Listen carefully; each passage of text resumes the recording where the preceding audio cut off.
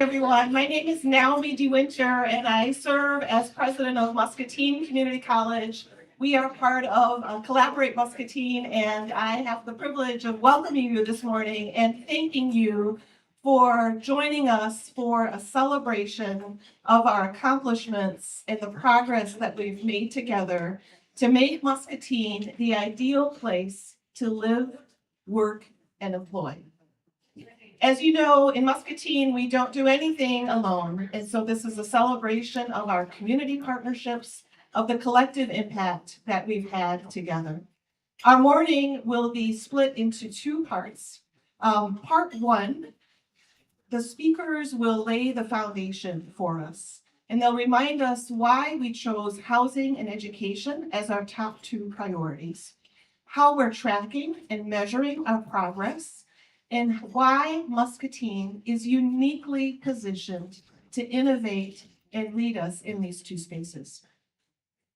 In part two, we will transition to provide you sector updates. This is a portion that you gave us feedback last year that you appreciated hearing directly from the leaders in our different areas. So you'll hear from selected industries, representatives from education, the health sector, and community development.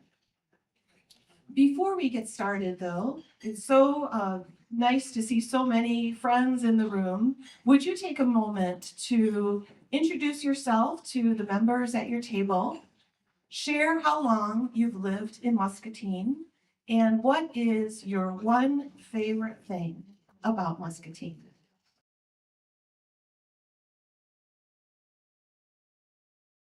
All right, good morning. Welcome. Thank you for being here today for our second annual community summit and really talking about accelerating forward this year. So I have 14 minutes to get this piece done, but I'm going to try to do it in 8 or 9 minutes because I know at the end we have sector updates, and that's where we're going to talk about the schools, our businesses, the cities, all of the great things that are happening in Muscatine. And we're going to need a lot more time. There are so many awesome things that are happening that we just need more time to give you that information. So I'm going to try to bank some of that time for myself because I went way over last year and I'm planning on going way over this year.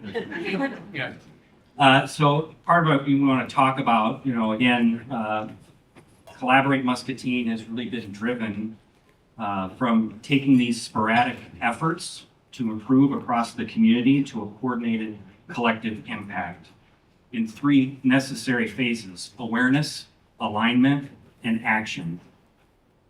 Recognizing that true community transformation requires more than just agreement. It requires focused alignment across all of our sectors, embracing the radical possibility. And I think Charlotte said this last year, that 1 + 1 can equal 3. Now, it's not because she's bad at math. It's because we know when we do align this work, it magnifies the outcomes, it magnifies the opportunities. So last year at our summit last year, we asked every single attendee to listen, to engage in discussion, and commit to action. We asked for tangible commitments, and you're going to hear more about that later. And we framed those with think what we can do together. So again, we're excited to really get into the action piece of it today and show you what's happened over the course of the last year. So who are we? Who is Collaborate Muscatine? And it started as a breakfast club. Right? There's a group of community leaders that was meeting once a month for breakfast, I think at the Muscatine Family Restaurant. And a lot of us were new in our roles across the community. And so as we began to have these conversations, I would say that breakfast was filling, but it wasn't fulfilling. And it's because of the people that are a part of Collaborate Muscatine. We were looking for something more. How do we have more impact? How do we have more outcomes? And I can tell you, as a group, when I sit with this group, I learn something. It makes me better being a part of this group. And that energy, that leadership has really begun to transform some things for us across the community. So again, we exist to accelerate community initiatives to drive Muscatine forward. Collaborating together, we amplify and accelerate initiatives that truly make our community great. Our North Star, as we've shared already today, empowering shared prosperity, making Muscatine the ideal place to live, work, and employ. So as we've continued to define how do we create that focus, we've narrowed that down to housing and education, and why those two anchor priorities. And I can tell you in the 6 years that I've been here through these conversations, every focus group, every community event, anytime we do some type of activity talking about what our priorities should be, it always comes back to housing and education. They're clear priorities for us, but they're clear priorities for our community. We also know all of those pieces, housing, education, healthcare, all of these pieces are intertwined, right? When you really start to dig into them, they're all connected in different ways. We know that housing has a huge impact on academic success for our students, right? We know it has an impact on healthcare. We know that education has an impact on recruiting and retaining a workforce here in this community, and recruiting and attracting more people to come to our community. So again, by focusing on those efforts, we know we can make a greater impact on all the other work that we're doing. So you're going to hear more specifically about those goals and about those areas, the accomplishments over this past year. And again, I'm trying to bank some time here, so keep that in mind, right? But again, by focusing on these areas with the laser-like focus, we can make a more significant impact. We have a history in this community of innovation, of collaboration, and excellence. And we must apply this to this sustained team approach and these same opportunities to housing and education to continue to move us forward. The work ahead requires continued commitment, measured action, and the resolve to focus our resources where they matter most. Again, making Muscatine the ideal place to live, work, and employ. Imagine what we can do together. We've got to move beyond imagine, and that work is happening. And this year, kind of the focus, I would say, is see what we've accomplished together. Okay? Not just imagine it, it's happening, and we get to show that to you today, and that's pretty exciting.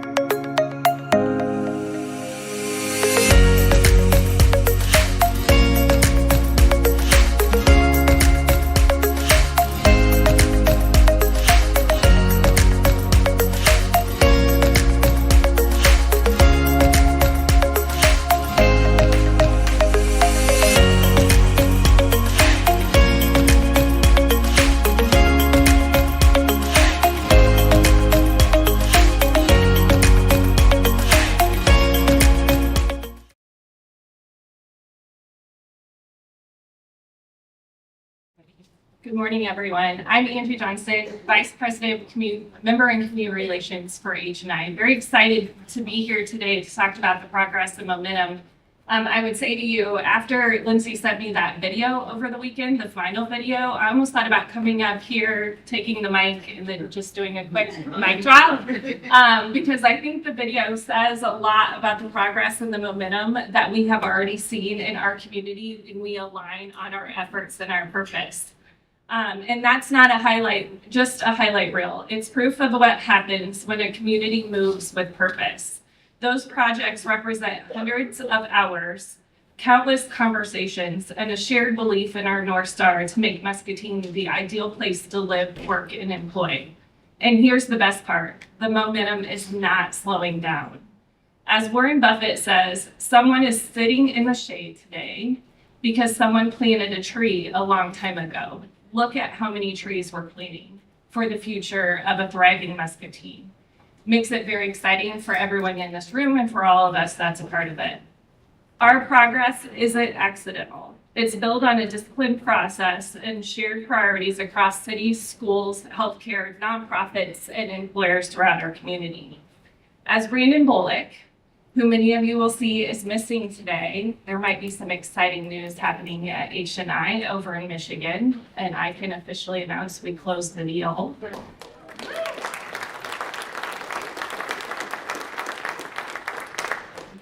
I want to do jumping jacks and everything. A lot of great effort and truly community effort as well to position H&I in a place to be able to successfully complete that deal this morning.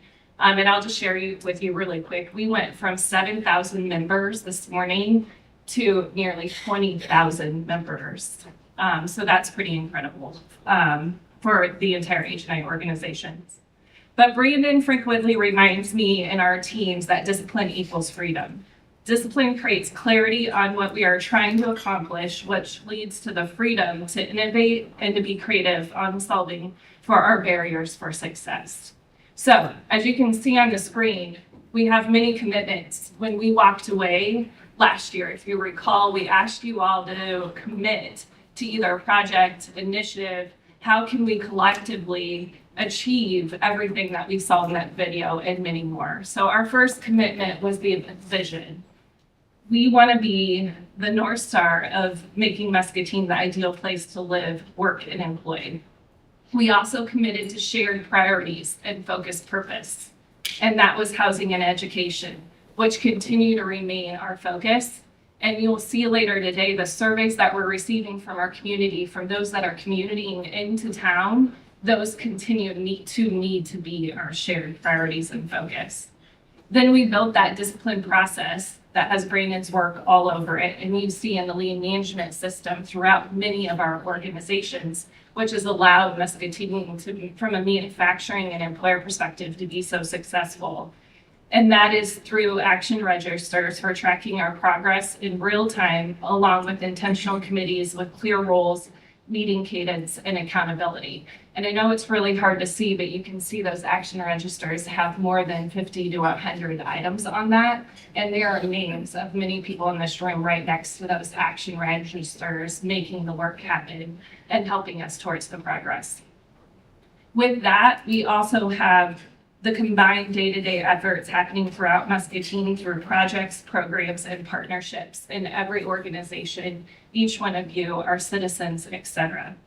So you can see it takes us all, the collaborative collective, to make it happen. So I want to take a minute and just say, raise your hand if you've been a part of any of the projects or any housing, education, community initiative over the last year. I'm expecting to see almost every. Come on, get your hands up. All right. Jim Stein's questioning. I think you got it. You got it. I promise. With that, I want you to take a moment and share at your table what are some of the projects that you're very excited about and why. And with that, we also know how important it is to track the actual progress, to see the numbers. As someone will say to me frequently, is okay, we have all this activity happening, but are we actually making progress? So I want to share the actual numbers with you. Another Brandon Bullock quote, let the truth set you free. This is where we are. So currently today, towards our 2,000 new units by 2033, we are at 174 new units. I want to be very clear because you're going to hear more today. That is completed units. So we have more than 300 actually in development, which is incredible. And definitely vision and a path to many, many more. The second is Education Accelerator. At first, this looks very depressing. We are down 2%, right? However, if you pause and you think about our metric and you think about birth rates across the nation, we are not alone. Birth rates are decreasing as well. And they are actually down 2% year over year from 2024 to 2025. So that would indicate that we're kind of tracking steady across enrollment. However, enrollment continues to be a very important number, so we want to continue to track it. And Clint's going to talk to you later today about some of the other metrics we're tracking under education, and you're going to see great progress and momentum there around graduation rates, perception of our school district, etc. So again, I'm not going to steal the many minutes that he begged earlier to share that with you, but I will say to you that is when we're keeping an eye on. We're looking at the watch indicators, as we would call them, in lead management, and we're going to continue to keep our focus on education as well. We know it's an important pillar in our community. Oh, this clicker is very sensitive. All right. So before I get started and a little bit more about our progress and momentum, I had to share this fun one. I don't know if any of you do this. After I finished my talking points for today's presentation, I put it into AI and I said, give me an interesting fact about Muscatine that I can just plug in to keep everybody, on the edge of their seats and excited for this 4-hour conversation. And we know AI is the smartest person on the planet, right? So I just wanted to share with you, here's the interesting fact that AI gave me. Muscatine is one of the few communities in Iowa where manufacturing, education, and healthcare leaders meet regularly to align on priorities. That level of collaboration is rare and is why they're making measurable progress. You guys feel it? I just was like blown away, going, oh, you do know us well. So obviously the universe knows that we are rare, and it is good to be rare, right? So with that, I will go through 4 of our sectors. Again, this is just a glimpse. You're going to hear more later today. The first sector, definitely want to start with housing as it's one of our priorities. And so far this year, we launched the Housing Accelerator. So those action registers got more detailed with focused effort. We're asking the question of how much money is it going to take to really accomplish those 2,000 units by 2033. And I'll tell you, the first digits were like 100 million, 120 million. Charlotte's going, we got this, how are we gonna do this? And we're saying we're gonna make it happen. This community makes everything happen. So don't let the numbers scare you because we make it happen. But we need to know how, and we need a more focused path of how to get there. So the Housing Accelerator is really working on those initiatives. We had a great builders forum where we brought builders in. We know we can't make those 2,000 units happen. They don't build themselves without the amazing builders and contractors and community participants to make it happen. Along with that, we mapped the homeownership process to gain a better understanding of our areas of focus in that realm with refined data through surveys as well.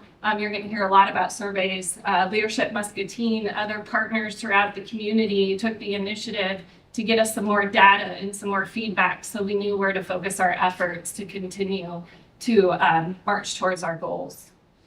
From an education perspective, I kind of gave it away already. We've seen an increase in graduation rate, which is incredible. We all know that's our pipeline to the future.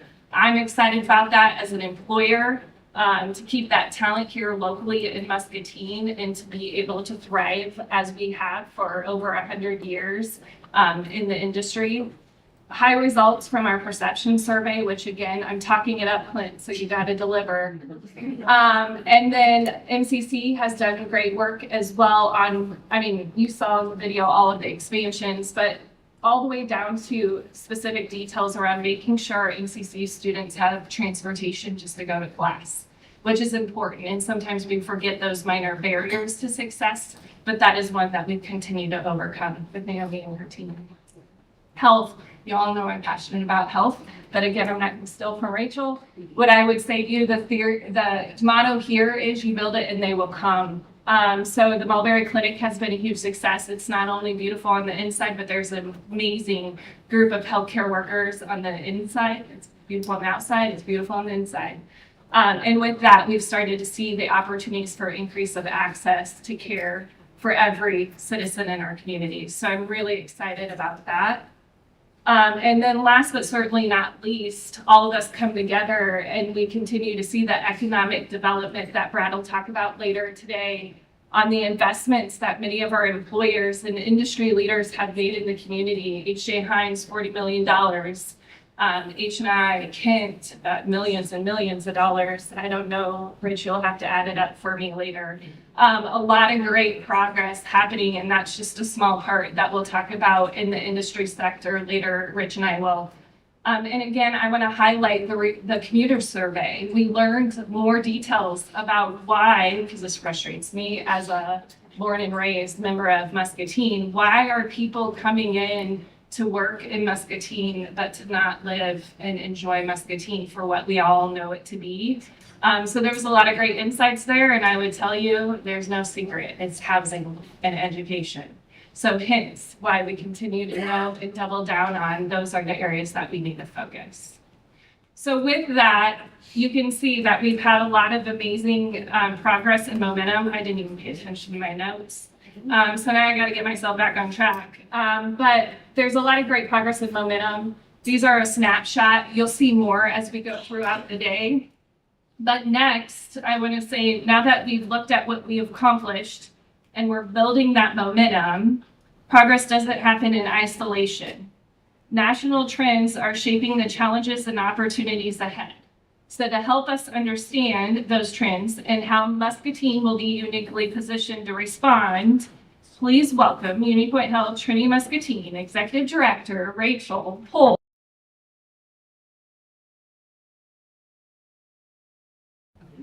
Good morning, everyone. I'm really excited to get to be here today with all of you to talk about national trends and local solutions that make Muscatine special. This idea came out of a recent Collaborate Muscatine meeting. As a group, we were looking at communities of similar size and character to ours and some of the challenges that they were facing. But as we talked, something stood out, the unique strengths that we have right here in Muscatine that allow us to keep leading and succeeding, even when everything around us is changing. I'd like to open with a quote that I think captures the heart of our community perfectly. Some people think that they're in community, but they're only in proximity. True community requires commitment and openness. It is a willingness to extend yourself, to encounter and to know the other. Days like today prove that Muscatine is choosing real community. Events like this show our willingness to understand each other as individuals and as industries, while we all work towards shared goals. So today we're going to do two things. First, we're going to honestly acknowledge some of the tough national trends hitting communities of our size. And second, we're going to spend most of our time celebrating how Muscatine continues to respond and win. First things first, none of this should surprise us. Communities like ours have felt real pressure in recent years. Manufacturing decline in some places has led to a net loss of jobs. Rural areas have especially been hit hard by outmigration to metro areas and slower post-pandemic recovery. A specific example I see every day in my work is the nationwide physician shortage and the struggle for smaller communities to attract specialty care. While I won't speak too specifically to the specialty care outreach during this presentation, I will share some celebrations on that topic during my sector update later today. We're not immune to these headwinds in Muscatine, but we are navigating them differently and better than many others. Muscatine continues to show remarkable industrial strength. We've maintained and even grown manufacturing development and manufacturing employment, keeping our local unemployment rate well below most comparable communities nationwide. Companies and investors keep choosing Muscatine both with new projects and major investments, because they trust that we are good partners and creative in the face of change. I want to briefly review a few examples that will be discussed, as I think many of us have said, in later detail today during the sector updates. Those are the Musco fabrication site expansion, the Kent Pet Group project, our Carver pump expansion, the recent Kraft Heinz investment in the Muscatine plant, recent H&I infrastructure investments, and of course, the Muscatine Health Clinic, a project near and dear to my heart. These projects do not reflect good luck, but rather proven confidence in Muscatine. We're also doing extraordinary work aligning education with the needs of tomorrow.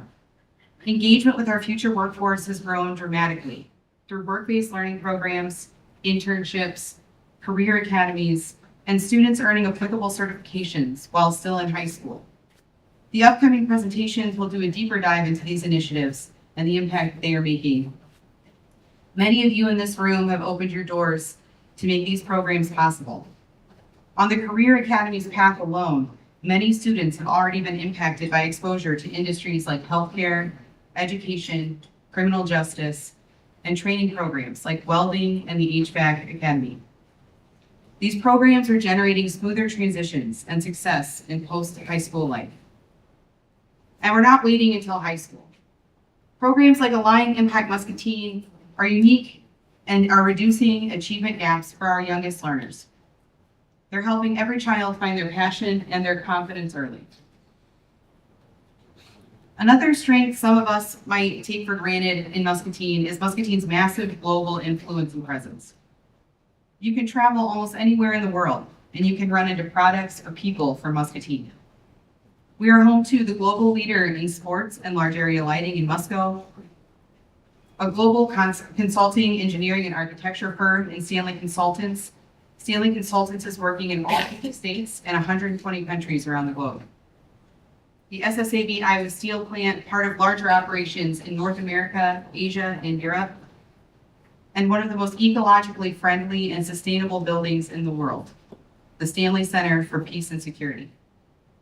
In addition to these updates, we will hear more updates from H&I and Kent in the sector updates later in the program. These companies could headquarter or maintain major operations anywhere in the world, but these teams stay and grow here because Muscatine provides an environment for success for their business and for their employees.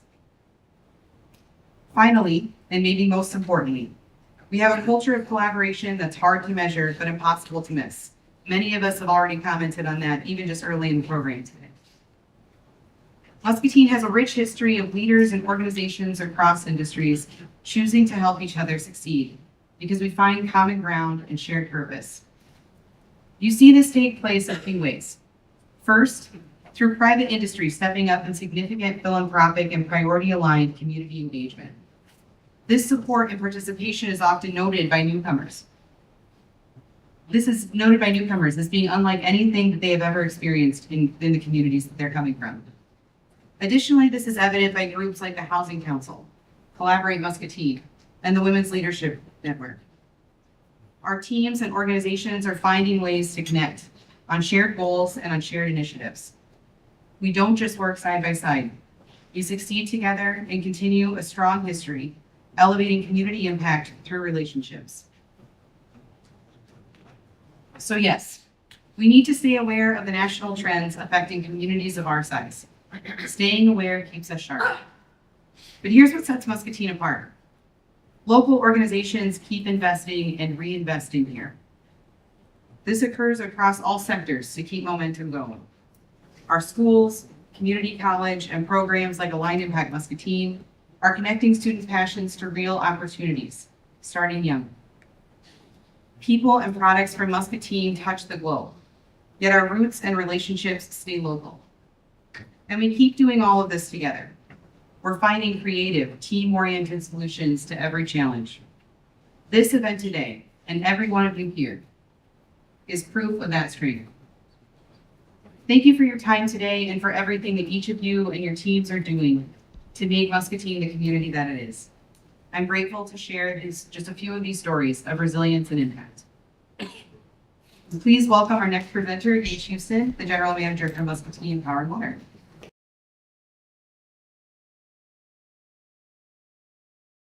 Good morning. Well, if you look at your agenda, it says 2025 challenge, and as I looked at that this morning, I realized that I did not follow instructions properly. I'm going to be talking more about a challenge for 2026. We're going to be looking forward in the future, and as we do that, I want to remind us, you've heard the term momentum come up already several times this morning, and last year at this summit, we talked a lot about this concept of Muscatine momentum, and the momentum we continue to see. We've seen over the last several years. You've heard a lot of updates already about that momentum this morning from the speakers. You're going to hear more about that in the sector updates. But I think it's important to remember that we're just getting started with this momentum. We are seeing progress on housing. We are seeing improvements in our education system. We are seeing continued economic development throughout the community. But we're not stopping there. As we talked about, our North Star statement states that we want to be the ideal place to live, work, and employ. Have we made progress on that vision? Absolutely. Are we there yet? No. We've got work to do. And I think it's important to remember that we can't be afraid to be ambitious. And we have so many things to be grateful for in Muscatine, so much progress that we've made, but let's not stop until we are the envy of every community in the state of Iowa. So my challenge to you for 2026 that I want to talk about is embracing this role of being a Muscatine ambassador. So we'll do another little show of hands. How many of you in this room are 100% confident and comfortable being an ambassador for Muscatine? Quite a few hands. How many of you in this room feel comfortable and confident walking around in a t-shirt that says, "Ask me what I love about Muscatine"? Maybe a few less hands on that one. So quite a few hands up, but not everybody.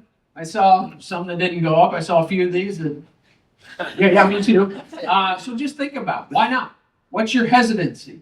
You don't have to say it out loud, but just give some thought to that. What is it that holds you back from feeling confident in being an ambassador? And then bear with me a little bit as I try and talk through some things to encourage you to feel more comfortable being an ambassador. Again, at last year's summit, we asked you to visualize this metaphor of a rowing team and how when we align our efforts together, how much more efficient and more powerful we can be. And if you envision that rowing team, how efficient and powerful they are when they're working in perfect sync, in perfect alignment with each other. And I think that applies to this concept of ambassadorship as well. If we're not all sharing that positive message about Muscatine, we won't make the progress on the timeline that we're striving for. If you just think about what the impact it could have, if every time somebody said, "Hey, how do you like Muscatine?" the answer was, "I love living in Muscatine." Imagine the impact if that was always the answer from everybody in town. So being an ambassador is actually easier than you think. It can mean lots of things, but a lot of times it's little stuff. And it can be just as simple as having a couple of good answers to a few questions you might get asked. Like, how do you like Muscatine? Have an immediate and positive reaction to that question. Think about it in advance. I like to say, I love Muscatine. There's so many exciting things going on. There's great collaboration in Muscatine. We're full of generous people in this community. Have a positive, immediate reaction when somebody asks you that question. How about what's going on in Muscatine? We've talked a lot about that already today. Here's a great answer. There's a lot of great things going on, actually. There's a lot of positive momentum in Muscatine right now. We've got housing developments going up. Businesses are expanding in Muscatine. We just built the largest inflatable sports dome in the state of Iowa. It's pretty darn exciting. Imagine the impact if we all had an answer like that. This one, I'll admit, I'm not as good about, but maybe offer a positive rebuttal on social media when you see maybe something spiraling a little bit. This could be a slippery slope. You don't want to get into a back and forth. But when I see this, I'm always impressed. When somebody says, "You know what, I'm going to step in and say something positive. You know, actually, I like this place. I like eating at this restaurant. I've had a good experience with this company." You don't have to get down a rabbit hole, but just offer a rebuttal. And I think sometimes that totally swings the conversation. So we've already talked about a few metrics and trends and KPIs. You're going to hear more of those when we go through the sector updates. I'm just going to talk about a few of them. to identify some that I hope will actually stick with you when you walk out of this room. You're going to hear too much to remember everything. I'm going to try to identify just a few that will hopefully stick with you. I'm going to cover 2 on housing and 2 on education. And for each, I'm going to offer a metric that provides some hope about our progress in each area, and another metric that is a call for help, where we still need more progress. We still have an opportunity. So on the housing side, I'll talk about the hope metric first. Over 300 new residential housing units are under some phase of development in Muscatine. And many more, actually, in earlier stages where the wheels are in motion, but over 300 in some stage of development in Muscatine. We haven't seen that kind of progress on housing in quite some time. And it's a result of the collaborative efforts that we're doing here. On the help side, we all know, most of you in this room are familiar with this idea, we have a commuter problem. We have a net commuter into Muscatine problem. The jobs, the opportunities are here, but a lot of people continue to move to live outside and drive in. The number I looked at was over 2,000. Depending on exactly where you draw those lines, this could be over 4,000 driving into this community for jobs every day. Imagine if we drove that metric closer to 0. We would increase the demand for households by at least 2,000. So the opportunity is there. Moving on to education, our hope metric, and this one blew me away when I first saw it, and it continues to impress me every time I think about it. 73% of Muscatine high school graduates walk out with some level of college credit. That's 3 out of every 4 kids walk out with college credit when they graduate Muscatine High School. And I think that is a result of tremendous collaboration between the district and the college here in Muscatine to provide those opportunities. And it's a wide range of credits that they're getting. It could be differential equations class that they took to prepare themselves for an aerospace engineering degree. It could be hands-on work to be your next HVAC mechanic that comes to your house in the coming years. The help stat is on reading proficiency. 3rd grade reading proficiency is still at 61%. And I know that that's up significantly over the last 2 years. So there's progress there as well. I think we can all agree we'd like to see this number a lot higher. So why Muscatine? So you're thinking about being ambassadors, you'll get the question or have the opportunity to tell somebody why they should choose to live in Muscatine. And we could talk about all the momentum on things we have going on. We could talk about those projects that we've identified. We could talk about the incredible amenities we have here in Muscatine, and all that does matter. But I'm going to spend a little bit of time focusing on something that's a little more personal when you have this conversation with somebody that maybe works in Muscatine and is considering whether or not to live in Muscatine. So there's a very wise young professional here in Muscatine, might have something to do with their parents, that had this quote recently. If 10,000 people are commuting into our county to work every day, we must have something they want. That's kind of an envious position to be in. If you think about it, of course we do. It's careers. We all know this in this room. Muscatine is a land of opportunity for career growth. A lot of people come to Muscatine and finish their careers here. The opportunity is here, and that is a fantastic starting point. So the question becomes, what do you do with the rest of your time? So you've got a career opportunity here. How do you want to spend the rest of your time? Do you want to spend it more with family? Maybe it's friends, personal hobbies. Insert your picture here of how you want to spend your time. Or is it staring out the windshield? And a lot of us look like this, looking out the windshield here lately. How do you want to spend the rest of that time? We talked about people commuting in from the Quad City, so I did a little Google mapping. I identified this really nice looking little neighborhood in Bettendorf, Iowa. I mean, a few cul-de-sacs here and there, a nice quiet neighborhood, nice homes. Property values were a little high for my liking, but it looked like a really nice place to live.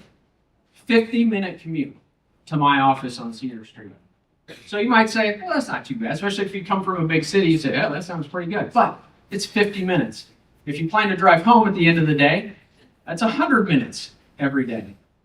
And you might still think, well, that's not too bad. You know, I can live with that, 100 minutes a day. Over the course of just a week, that's over 8 hours of your life doing more of this and less of this. That's a whole other work day you sacrificed, staring out that windshield. I'll go even farther. Over the course of just a year, you've now given up 17 full days. This is 24-hour days. 17 days you've given up. Staring out this windshield instead of spending time with friends and family. Over the course of a career, that's 2 entire years of your life that you've now sacrificed doing more of this and less of this. Now, I'm a big Audible book guy. When I get in the car, I love getting some reading, listening time into my Audible books. But do I really want to sacrifice 2 full years with my friends and family listening to audiobooks? No, I don't. So next time you have the opportunity to have that conversation with somebody who has the career opportunity here in Muscatine, ask them that question. How much time are you willing to sacrifice staring out that windshield versus being a part of this community and spending more time with your friends, family, hobbies? So why Muscatine? I could add a lot more to this list. We all know we have the career opportunities here. Check. We have a safe community. And I hear time and time again, and would agree in my experience, we have a friendly community here in Muscatine. Housing. We may not be all the way there yet, but we're seeing tremendous progress and momentum, and we'll see it delivered in the years ahead. Check. I could add access to healthcare to this list. I could add, we saw from the education metric, we're preparing students for the next level in their career. Check. So I would tell these people, your career is here. Live here too and spend more of your time living life rather than staring out that windshield. And I don't know, we maybe need to get some of these t-shirts printed up. Hopefully more and more of you will feel comfortable throwing that hand in the air saying, I'd be happy to walk around with this t-shirt in the years ahead. All right, with that, I think we're going to be ready to take a quick break. But before we do, I'd like to bring Rich Dwyer up.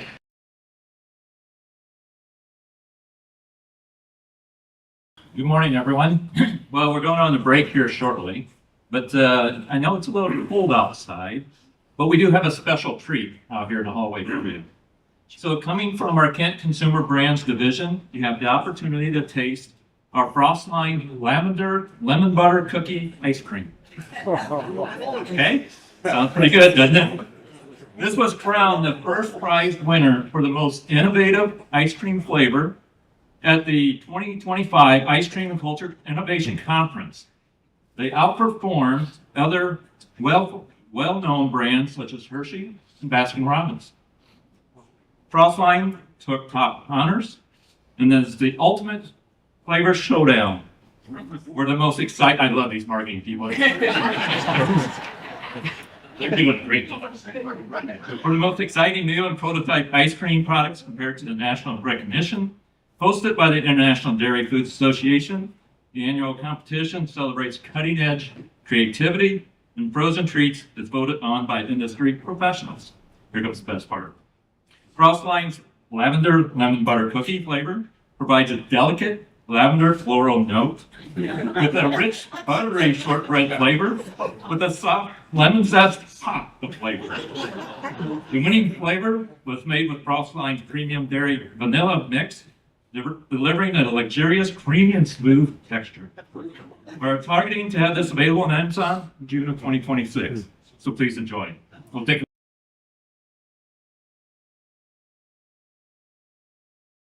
You've heard us all allude to the sector updates, so you can hear more about what's happening in each of our sectors. Also, this was one of the most valued parts of last year's summit, according to survey responses from all of you, hearing directly from the leaders across Muscatine's key sectors. And today, we're continuing that tradition. These updates show how every organization is contributing to our North Star. As a reminder, making Muscatine the ideal place to live, work, and employ. So, we're going to start with the industry and employer updates, where you'll hear from H&I Corporation, Kent Worldwide about investments in housing, education, and workforce development. Then we'll move on to education with updates from MCC, Muscatine Community School District, and Aligned Impact Muscatine, who are working on building a strong talent pipeline for our future. Next, Unity Point Health Trinity Muscatine will share initiatives improving community well-being and access to healthcare, Finally, we'll hear from Greater Muscatine Chamber of Commerce and Industry, the City of Muscatine, the Community Foundation of Greater Muscatine, and Muscatine Power and Water. A lot of great Muscatines in there. On development projects shaping our future. Together, these updates, we hope, will tell the story of a community that collaborates instead of working in silos, and that, as we know, is what sets us apart here in Muscatine. So before I dive in, I wanted to do just a high-level industry employer view. I'm going to do a little bit deeper dive in H&I, Riches, and Kent, but we want to recognize those two of the many amazing employers that we have in this community. And so just pause. We all know this to be true, but why is housing and education important to us as employers? So I just wanted to pause and say, we know affordability drives talent attraction. If people can't find housing they can afford, they won't move here, and then again, that impacts our ability to grow. Stability in housing leads to productivity in the workforce. When our employees or members have secure housing, they can focus on their jobs. I could have moved this over and say also, when our kiddos have stability in housing, it allows them to focus on their education. Health and housing are linked because we know a healthy community fuels economic growth, same as we know healthy kiddos allow them to focus on their education. You can see all these intersections. Quality education creates that skilled workforce that we need for the future. That's how we compete for jobs and investments, and that's how our industry has been so successful over the years. A strong talent pipeline sparks innovation, and programs like internships and STEM initiatives make that possible. Lastly, partnerships between the employers, schools, and community organizations amplify the impact. This is where Muscatine, as we know, stands out. We collaborate instead of working in silos. So again, the impact of housing and education as our focus truly is going to leave that legacy for the future and for Muscatine to continue to thrive. Again, I wanted to take a pause and look at all of the strong employers, and again, this is an all-inclusive list of employers who are making commitment to our community and focusing on what we need to be successful so that we can continue to thrive and have businesses that endure well into a future. All right, H&I, and really quick, for my friends that know I love t-shirts with sayings, Gage, I can't wait for the Why Do I Love to Live in Muscatine t-shirt. If you see me on a Friday, I typically have a t-shirt and a sports coat on. Today instead, I wore my H&I logo. Did you see me? It's an exciting day at H&I. I can't wait to go celebrate with all of our members here later this afternoon. Right now I'm going to celebrate with all of you. It is an exciting day for H&I. Again, we just became the world industry leader in workplace furnishings this morning.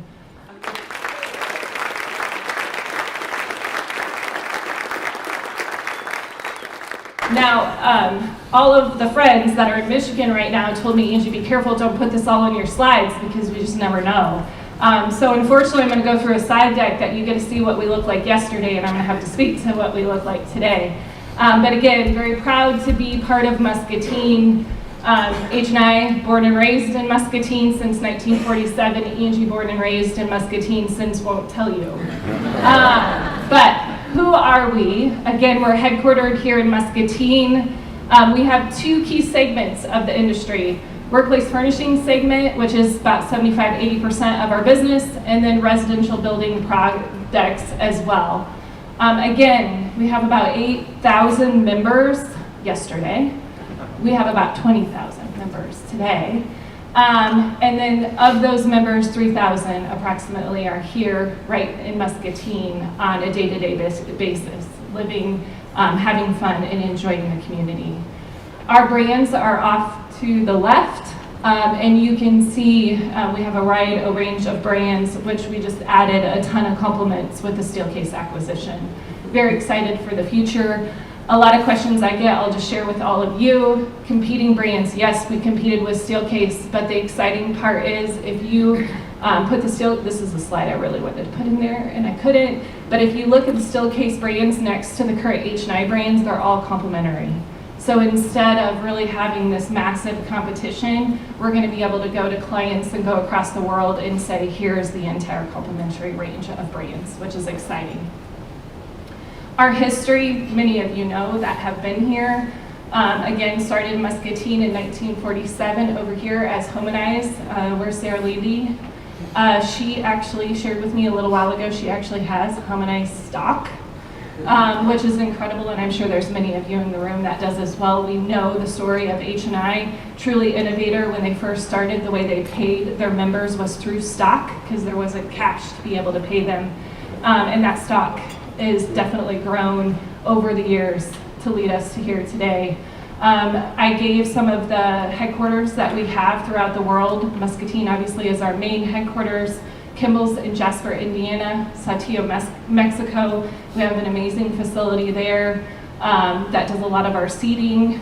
And then Lakeview, Minnesota is our heart. That's the residential building products sector of our business. And then Pune, India has also been a great addition to our team. I get the privilege to work with all of those members across the world on a regular basis, and it's a great, great venture. Our vision, you will see, is very close to our North Star. We, the member owners of H&I Corporation, exist to enhance where people work, live, and gather. Very close to the North Star that we have as a Collaborate Muscatine and all of us in the room. And we've really lived that over the years. We create long-term value for our shareholders and stakeholders. I like to pause here. You hear me call our employees members, and that's because every member at H&I is a shareholder. So we really look at that connection, that collaboration to be successful. We want to be a great place to work. I think we have a lot of amazing employers in town that are a great place to work, and be a responsible global citizen. Many of you know our management system, which is the management system that helps accelerate the housing and education initiatives, or the same lean management system we use at H&I with that winning spirit. So we love to share that. Again, if Brandon were here, you would hear a lot more about that. That's his passion. That strategy and that winning spirit and that lean business management system is really embedded in our core values to help make us successful since 1947. So I'm going to pause. Again, I'm way off script, so you guys are just getting this Angie off, the authentic Angie off the press. But there are many ways H&I looks to impact our community. And we have leaders throughout H&I that are involved on a day-to-day basis. I'm just going to go over a few for you here today. One of those is obviously workforce housing. This problem that we need to solve, or challenge, I'll call it opportunity for improvement, around workforce housing is near and dear to my heart. I'm going to tell a quick story. My Collaborate Muscatine friends have heard this because it's very frustrating to me. We recently recruited, as part of my MCR team, an individual from Missouri who came here. I connected her with a real estate individual, connected her with all the right key partners here in town to try to have her live here. So that way we could really continue to embrace that, getting people to live, work, and employ, or live and employ here in Muscatine. Unfortunately, she was not able to find something that was either affordable or could fit her entire family. She has 3 kiddos. And I'm really disappointed because, again, 3 kiddos is an enrollment for Muscatine Community School District. It's future workforce for our employers and industry. So we just really need to solve our housing opportunity. I'm going to keep going. She hasn't given up. She didn't buy anything in the Quad Cities yet. She's commuting from Missouri still. We will find a home for her. But that story, unfortunately, is one of many that we get as employers. So we continue to work on that. And one exciting news is the University of Iowa land. University of Iowa. I was talking to college students earlier today, Mandy, so I got University of Iowa in my head. It's the university land property that you see on the screen. Brad's going to talk a little bit more about this as well, the investment and the housing that will go there, but we're excited to donate that land so that we can have workforce housing for the future. Again, one more incremental step to solving our problem. Next is education. This is my favorite, so I put this picture on the slide. This is called what we call Leaders Who Lunch. Previously, we would have lunch with women leaders in our organization and young girls in the school district so that they can see the opportunities that's ahead of them and give them some inspiration or aspiration and actually have real life conversation with those leaders. Many of them on a day-to-day just don't have those role models or those individuals to see what potential that they have for the future. We now are launching this year Leaders Who Lunch with men and boys as well, which I'm really excited about as a mama of 3 boys because they need that same inspiration and aspiration. So excited to see that go. This is one of many, many education connections that H&I does throughout the school year. Next is health. The clinic we were really excited to be a part of. Another initiative that we kicked off last year, or this year, seems like last year, but it was a great initiative, was the City of Hope Walk. H&I raised over $1 million to give to the City of Hope for cancer research. That can impact citizens here in Muscatine. That gives them the opportunity to have that extended research if they need. So that was a great investment as well. And then certainly last but not least is just throughout the entire community, there are many ways that we look to give our time, talent, and treasure. I was looking at some of the statistics and I think we have over 50 organizations that our leaders provide their time, talent sitting on a nonprofit board or a committee, which is incredible. And then everything from our MRG, I want to share this one story over here. This is our Somos group, Latino and Hispanic community of H&I members who help put on Viva Muscatine every year. And up in this top right-hand corner was a map. So this year at the event, they asked people to put a pin on the map. And what happened was we didn't have Spain on the map. And so because we didn't have a full world map, we had an individual that attended Viva Muscatine in our community that wasn't able to put their pin on the map. So I think Elena, I thought I saw it. Yep, she's over here. So next year, we're going to do a whole world map, aren't we? Yes. We got this. So that was just an example of an opportunity for us to get involved in the full spectrum of our community and the diversity of our community that really helps us thrive. So that was an exciting event to be a part of, and many, many others. So, you wondering why I put Jim Jones in here? Are y'all hungry for a Jim Jones? No, I just wanted to lighten up the room. I thought by this point you're like, okay, Angie, I've heard you talk. Can we keep going? No, in all seriousness, I went to a couple of our members and I said, you know, H&I has so many great things to give, a lot of investments that we make in the community. And I like, what am I missing? And they said, well, Angie, what about the food we eat every single day? I mean, we've got Hy-Vee catering. I felt bad for Hy-Vee yesterday because we did a big holiday meal and then we have them delivering cookies today for our celebration and cupcakes, and they're probably going, we can't take any more orders, Angie. But it's a good problem, right? We have members that come downtown to eat on a regular basis, but we really feel bad for our Jimmy John's friends, and here's why. We do not use continuous improvement when we think about Jimmy John's. We do not use our lean management system when we think about Jimmy John's. Instead, we have thousands of members ordering Jimmy John's one by one, and here comes the freaky fast delivery driver into the building. And depending upon the building, if they're a new driver, they don't know where to go, what to do. And so you walk down there and there's 10 bags of Jimmy John's that have all been delivered on an individual basis. So those delivery drivers, I don't know whether they like us or hate us because of the number of times they go back and forth. But we definitely love our Jimmy John's. It fuels us and fuels our future. In all seriousness though, we're really grateful, obviously being downtown especially, to be close to the restaurants and the amazing downtown community that we have, and enjoy being able to utilize the great food that fuels us for the rest of the day. So it is, as those members said to me, the MVP of our workday when we get great food. All right, last, I just wanted to again share a specific story about H&I and our intern program, because again, this is another program that I think really shows the connection between all of us in the community. So, and I need to call out, Mandy Parcher is here today. She leads this program. So Mandy, thank you for, I'm gonna do my best here, for highlighting this program.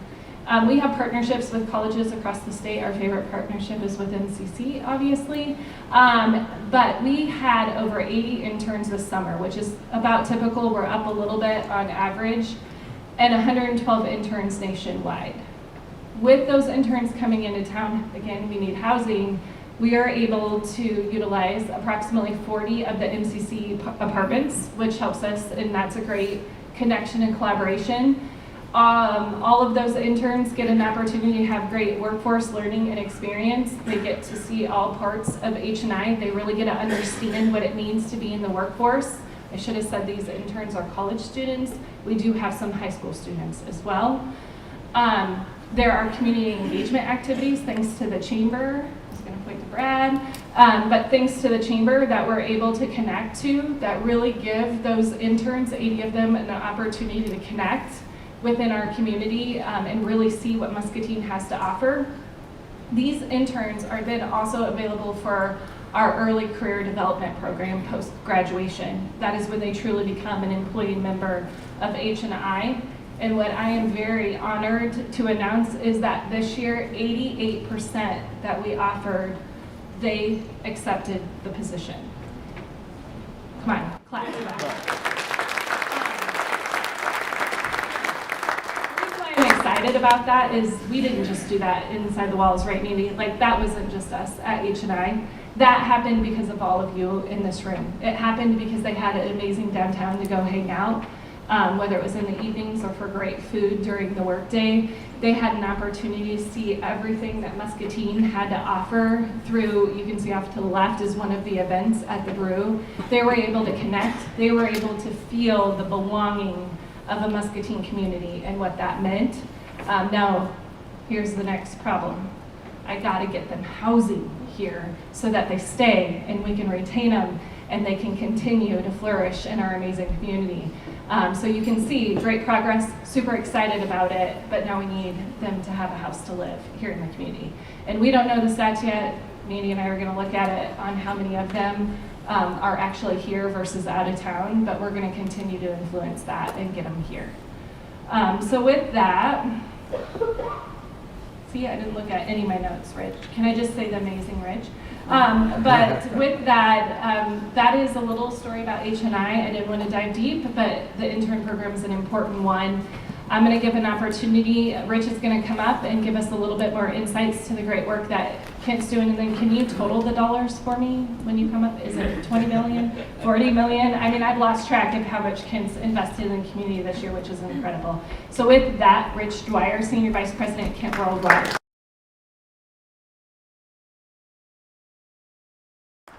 First things first, could you taste the lemon zest pop? Could you taste that part of it? What do you think of the ice cream?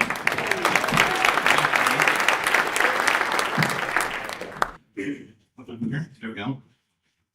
Well, get the slides here. I'll give you an update on the Kent side of things today. So earlier this year, we announced the name change, the Kent Worldwide. Kent Corporation was the previous name that we changed that because it's worldwide business. We have a lot of different things going on, and I want to give you an update of some of those things that are happening within the Kent organization. And a key part of this organization refresh was actually taking a look at the validity of our core values within our company and for our employees. So the original first 5 is honesty, and we want to make sure we're honest on everything that we go through. Timeliness. It's important to have timeliness. That when we say we're going to get things done, we're going to have it done by that time. Work for the win-win. That's one of my favorites. If we win, they win, they win, we win. It's all a win operations. And safety, of course. We don't want any one of our employees to be injured of any sorts, so we're always thinking about the safety side of the business. And quality. Quality is extremely important to us because we're in the food business. And we have to have that quality and representation around the world, and it is. But the newest one that came on board for us was curiosity. It was there almost 100 years ago. But as our employees sat and talked through the different things, and it was time that the spark has continued to propel Kent. And it's time to put curiosity into our core values. Because we're always looking for that next lemon zest pop. We're always looking for that next new item that we need to put out there in the marketplace. So it's happened for a number of years and it's going to continue to go forward, but this is the basis of who we are and what we stand for. With our locations around the world, we've got a number of different places around here in the Midwest, also out in the East Coast. We've got places that we start spreading out from that standpoint, going into Australia with 4 or 5 plants there. We go out to the UK, we have a plant, for a cat litter plant out there. We have a food plant in India. And you see what the white spots as we go through here on the international side, we have a number of sales offices. So we are global operations that we're about in 80 countries worldwide with manufacturing operations, mainly here in the US, but also a major presence in Australia and the UK and India. Last year, we connected and completed a significant internal reorganization, combining multiple business units into 2 organizations, basically focus on business to business, business to consumers. With 20 plus regional and global brands focused on business, as I mentioned, to business and the consumer. Kent Specialty Milling, Kent Consumer Brands. Let's talk about specialty milling as far as first and foremost. It involves the Kent Nutrition Group, our legacy branded animal nutrition product, the logo that you've seen for many, many years. In fact, it's coming up on 100 years of that logo. Also, grain process, as far as what that is, the grain processing corporation, processing corn into multiple ingredients used around the world. As well as we do have operations in Grinnell and Oskaloosa that you may not be aware of, those recent purchases that we have. That we're starting to get into chickpea, soy, and fava bean flours. So expanding it out not only on the corn side, but other sources as well. The other side is the Kent Consumer Brands, consisting of our manufacturing and the Mrs. Wages canning supplies, if you've seen that in stores. Frost Line, Dole Whip. Anybody ever been to Disney? Had a Dole Whip ice cream? You realize that's a Kent product? Been for years and sold in the Disneys all around the world. We also have Candy Shop Cocos. Have you tried that one yet? It's FIV with different flavors. You have Hershey chocolate. You got Almond Joy is the new one that we just came out with. Reese's peanut butter hot cocos. Give those a try. They're awesome. Squencher is another product, especially in the industrial side for rehydration. We like to focus that on our industrial athletes as opposed to the sports drinks that we have out there that's all about marketing dollars. We stay focused on niche markets. And then we have the Blue Seal as far as farm and home retail stores out on the East Coast. They're kind of like a smaller farm and fleet type resale. We have a multitude, about 17 stores out there in the Eastern market. We have the world's best cat litter, the #1 cat litter as far as in the US for natural litter. And then you look at the consumer brands, APAC, which is our Asian Pacific brands of Breeder's Choice Back to Nature. Those are the #1 natural litters in the Australian market using recycled paper. So you see kind of connections, why these things are happening. As well as the Frosty Boy soft serve ice cream in Australia. A connection there with our soft serves that makes a perfect fit. And then the Whistler brand birdseeds product down in Australia. We're in the birdseed business here in the Midwest, or basically out east. We have plants for birdseed. So they're all connected and all tied together. With 2,000 employees, 70 locations, 15 countries, basically looking at working on all of these different brands that we have as the organization. In June, we completed the rehabilitation of the McKee Button Factory and the offices for the Consumer Brands Group. This picture was actually taken and given to us by the Stanley Group as far as looking at, took a picture in the middle of the night or in the evening, and the lights all lit up. If you haven't drove by with the lights lit up, it's pretty awesome. This was a great, fun project. We house about 80 employees there currently with room to grow. We gotta be careful because we don't want to max out too fast. Figure out what's our next steps. But it includes our research kitchen to develop the next award-winning ice cream, of course. But it's also, as we're pleased to complete this building, historic building, it's listed on the National Register of Historic Places. Built in 1907, and now with a renewed life as home of the Kent Worldwide Consumer Brands, bringing recognition across the state to this community. This has been looked at by many people around the state, looking at how the rehabilitation has been completed. I give credit to Russell Construction. They did a tremendous job of helping us on that. They're here in the room today, so we truly appreciate that, Matt, for all the work you guys did. We also have been basically, what is that here?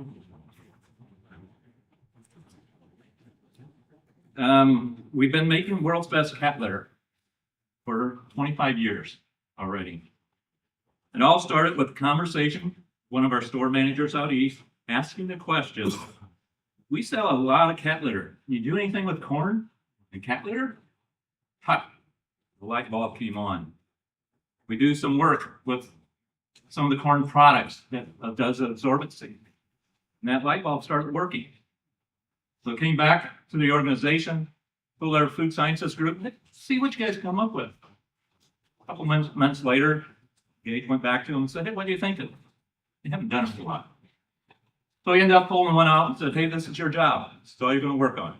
Let's work on this, developing this product." It took him 4 years. 25 years later, we're building an $80 million cat litter plant just down the road. Just phenomenal story of how these innovations happen within our communities. That new plant is going to add 30 jobs to our community when full operations. Hence, housing is a big piece that we're needing for our community and why it's being focused. So that's another great asset for Muscatine. We're going to make lots of cat litter. If you haven't already, I would highly recommend you go out and get a cat today. We appreciate that. Okay? We'll make sure to go get one. We'll have the rep get little thing for you. It doesn't have any odor for you in the house, so you can make sure you get it in the kids would love it, just so you know. Cats and ice cream, get a story. Okay. So we take a lot of pride in being a family-owned company. With the cat litter, show the plants here, we showed it in the slide earlier. But I might say we're also a 6-year U.S. Best Managed Company that's given to us through a program with the Wall Street Journal and Deloitte Private. The Kent family has been in Muscatine since the business moved here in 1936. They take advantage of the river transportation and have been investing in this community ever since. I appreciate Jimmy for being here as well today, so we appreciate that very much. We will continue to invest in Muscatine. It's our home. We will be celebrating our 100-year anniversary in business in 2027. The planning process is well underway. Muscatine is one of the best kept secrets of a great place to raise a family. With multiple manufacturers around, as far as the organization that helps and understand the power of collaboration and working together with all of us, we can get a lot of things accomplished. Who'd ever thought we can get a new building for the healthcare system? That's phenomenal, get that pulled together for a community our size. The best soccer fields, ball diamonds anywhere in the state. We'll stand up to any of them. And now with the new bubble, the sports dome, the Musco Sports Dome, is just phenomenal. And I heard just a statistic to get how many people are coming through that on a daily basis. It's phenomenal. I'd go through the parking lot every once in a while. Do that sometime. See where they're coming from. Indiana, Illinois, all across the state of Iowa. It's just phenomenal people that we're bringing into this community. So it's working. Let's keep the momentum going to increase our workforce housing. It's a big item. We're all needing it. All the businesses need this. We want our people to live in Muscatine. And it's a big piece for us, especially for our organization. We want our people to live in Muscatine. And it just makes that more enjoyable as a family, as it was stated by Angie a little bit ago. And continue our education excellence that complements. When we talk about education in the future, and what that does for us, I don't know if you realize it, Muscatine has the best ag program in the state of Iowa and probably across the whole Midwest. The teachers here at the ag program plant have been recognized multiple times about their service. That's phenomenal for a community our size. So we have the wherewithal. We have the right people. We have you all in the room. It's going to make this work. We can make this work, and it has been working. We just need to accelerate now. It's the next steps. So collaboration efforts, think about the Spark. Game, as far as with Kim and the work you do with Spark and working with the small kids, it's phenomenal to get them and thinking through the summer. You know, it's somewhat summer school in Haiti, because kids don't know it's summer school. You know, so it's a fun activity for them. So it's a great thing to do. I know I'm biased, but this community makes things happen. But it is a team sport. We all have to be involved. Everybody has to help.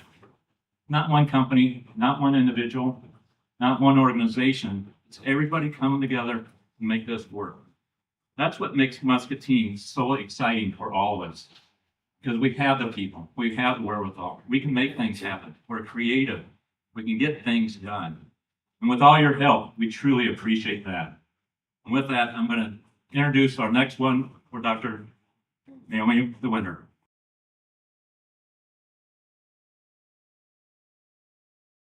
Muscatine Community College falls under the umbrella of Eastern Iowa Community College District.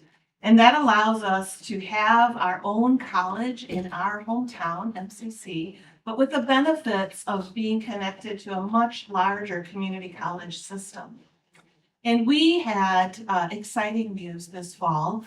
It wasn't that we acquired a new community college. However, we've been honored as one of the top 200 community colleges in the nation.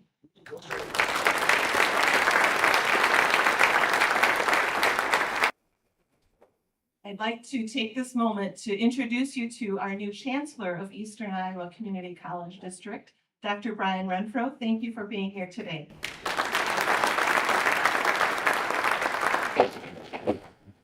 The Aspen Prize has several focus areas, and these are the focus areas that determined that we were one of the top 200 colleges. So what are our outcomes in terms of student learning? What are our completion rates? How well do students transfer to our other universities? What is our workforce success?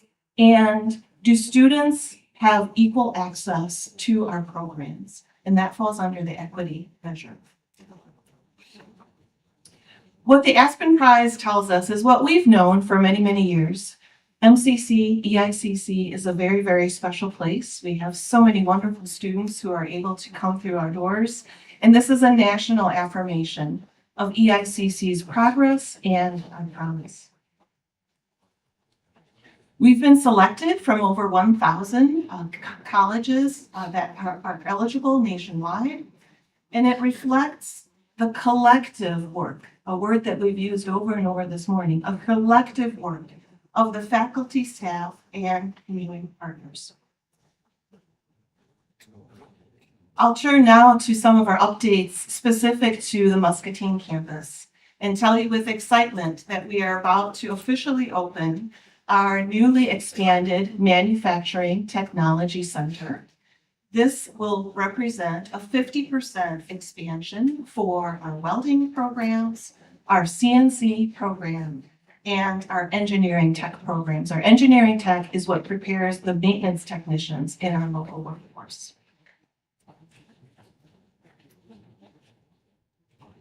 If you've driven down Park Avenue anytime in the last several months, you would have seen the quick progress on the community healthcare building. Now, this is not a building that the college owns. However, it is on our campus. And we're so excited to have this connection to another quality healthcare service for our students and for our community. In addition, our nursing students will have the opportunity to perform their clinicals right there, in addition to all of the other partners, Unity Point and many others that our students already have access to. You know, Adam is here today, and they are expecting an opening later on in January as well.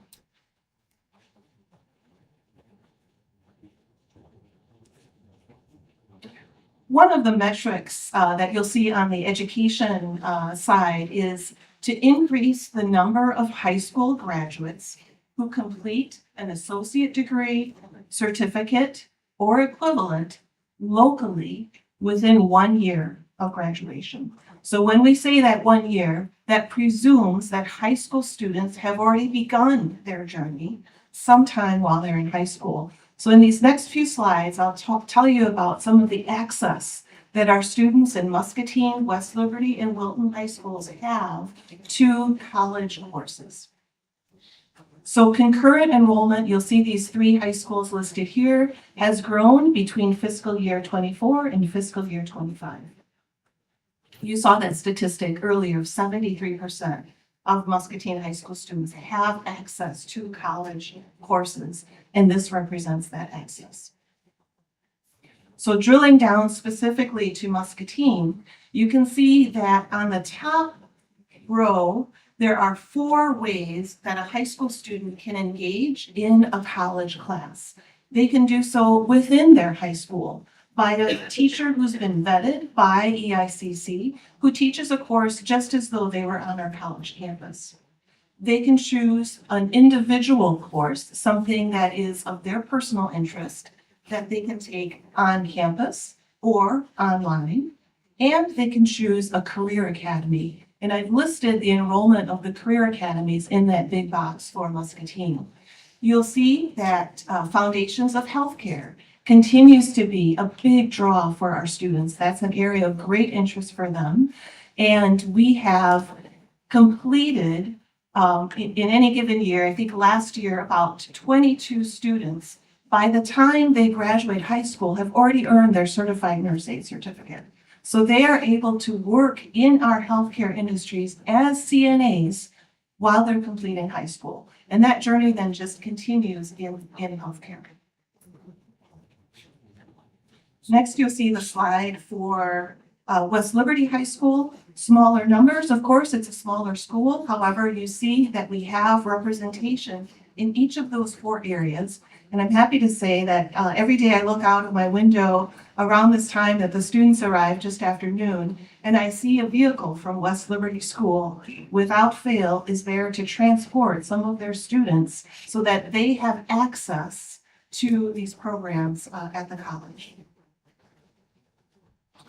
And the final slide is related to Wilton School, again, smaller numbers. But here, what I think is interesting is we have almost 100 students from Wilton participating in an online college course. So again, that idea of access, rural, not rural, they have equal opportunities to participate in the offerings of the college. We've spent the last several years building up our capacity to offer career academies. And so I have a listing here for you of the 19 career academy options that a high school student in Muscatine County can access. Now, these are built in partnership with our high schools.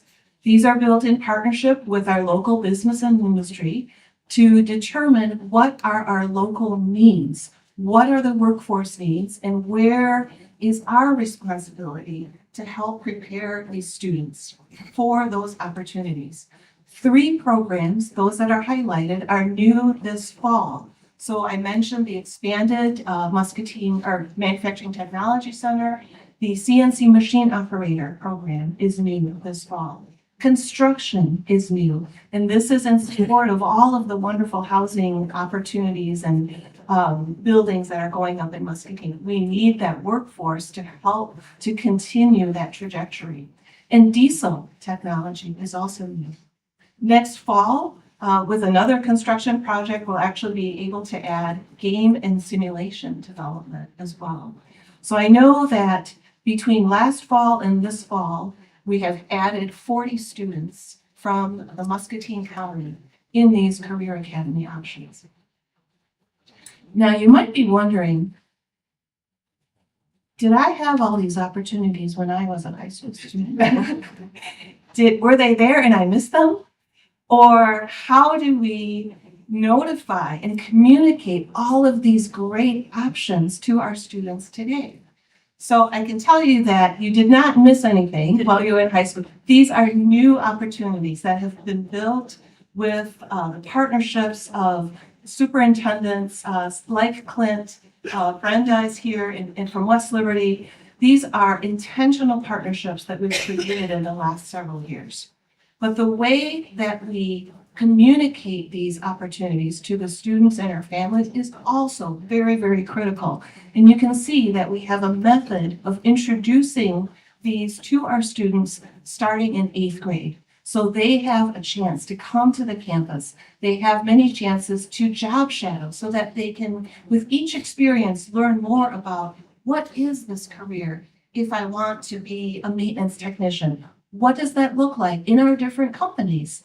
And so this is our promise that we're making to you, that we are taking it very seriously, not just to build the vehicles where we are training people, but to communicate to the students and the families that these opportunities exist. And that's one of the reasons we love Muscatine. I'm going to ask Clint Christopher again, the man with banked time, I may remind you, to come back up, Superintendent of Muscatine Community School District.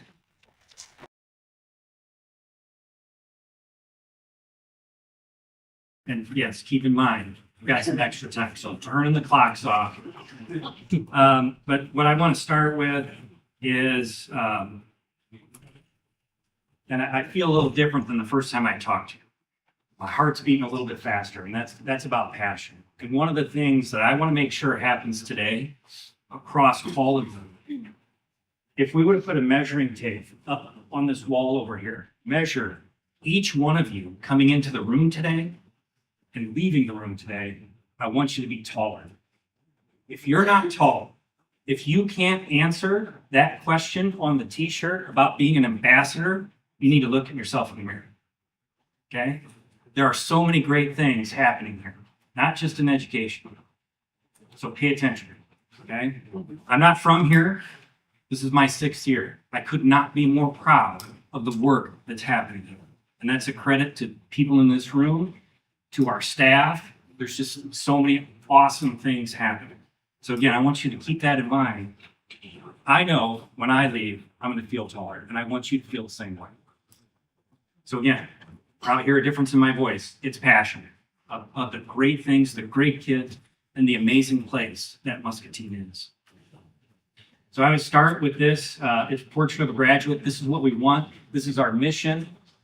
Every student excelling in thinking, learning, achieving, and caring. It really creates the pathways we want for all of our kids to be successful. Our vision is every student is a success story. That's every student. And since I've been here, the thing I have promised our parents and our community, it doesn't matter who crosses our threshold at school every day. I don't get to choose that. But I can guarantee you we're going to serve them, and we're going to serve them at a high level. From our special education students who are struggling, medically fragile, mental health, kids who are hungry, also our gifted kids. Everywhere in between, we're going to serve you, and we're going to serve you well. That's my promise. How do we do that? We do that through a focus on instruction and environment at all levels, from the district to all of our buildings, as we build improvement plans every year. That's what we teach. That's how we teach. It's what we expect, and it's how we care and support for every single student, for our parents, for our staff, for the community. This is our vision card. This is how we measure success year to year.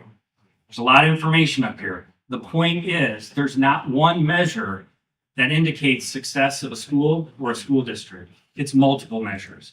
So we've been defining that. We've been tracking that over a number of years.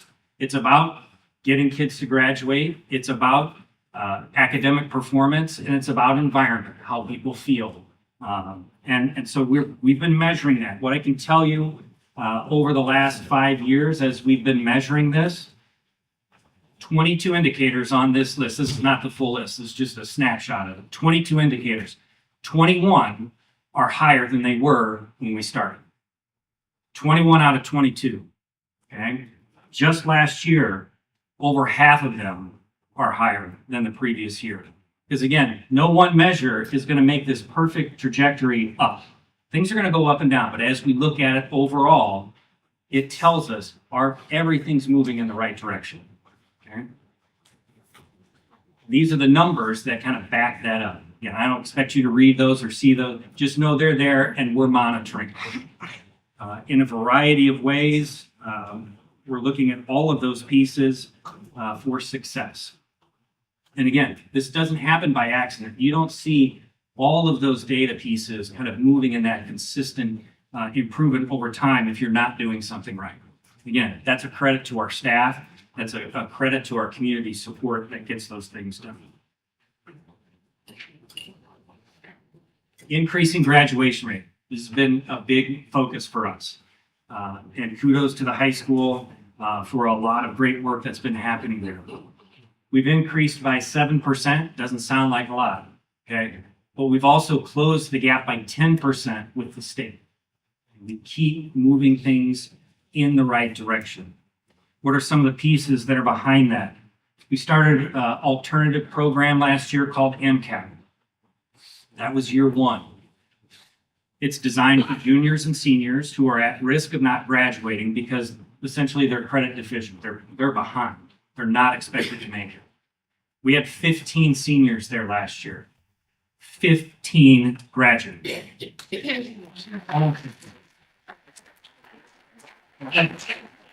That's not a me thing. That's our high school staff. That's building relationships with kids, helping them see the finish line. When I think about that program last year, as it started and I would visit and you would see kids, I think about kids from the beginning to the end of the year. A particular student, hoodie up, wouldn't talk, wasn't participating. By the end of the year, his hand was out, shaking my hand. He was leading that school and talking about, he actually encouraged his brother to come over and be a participant in that school as well. It changed his entire perspective. He's enrolled in college. He's graduated. He has a job.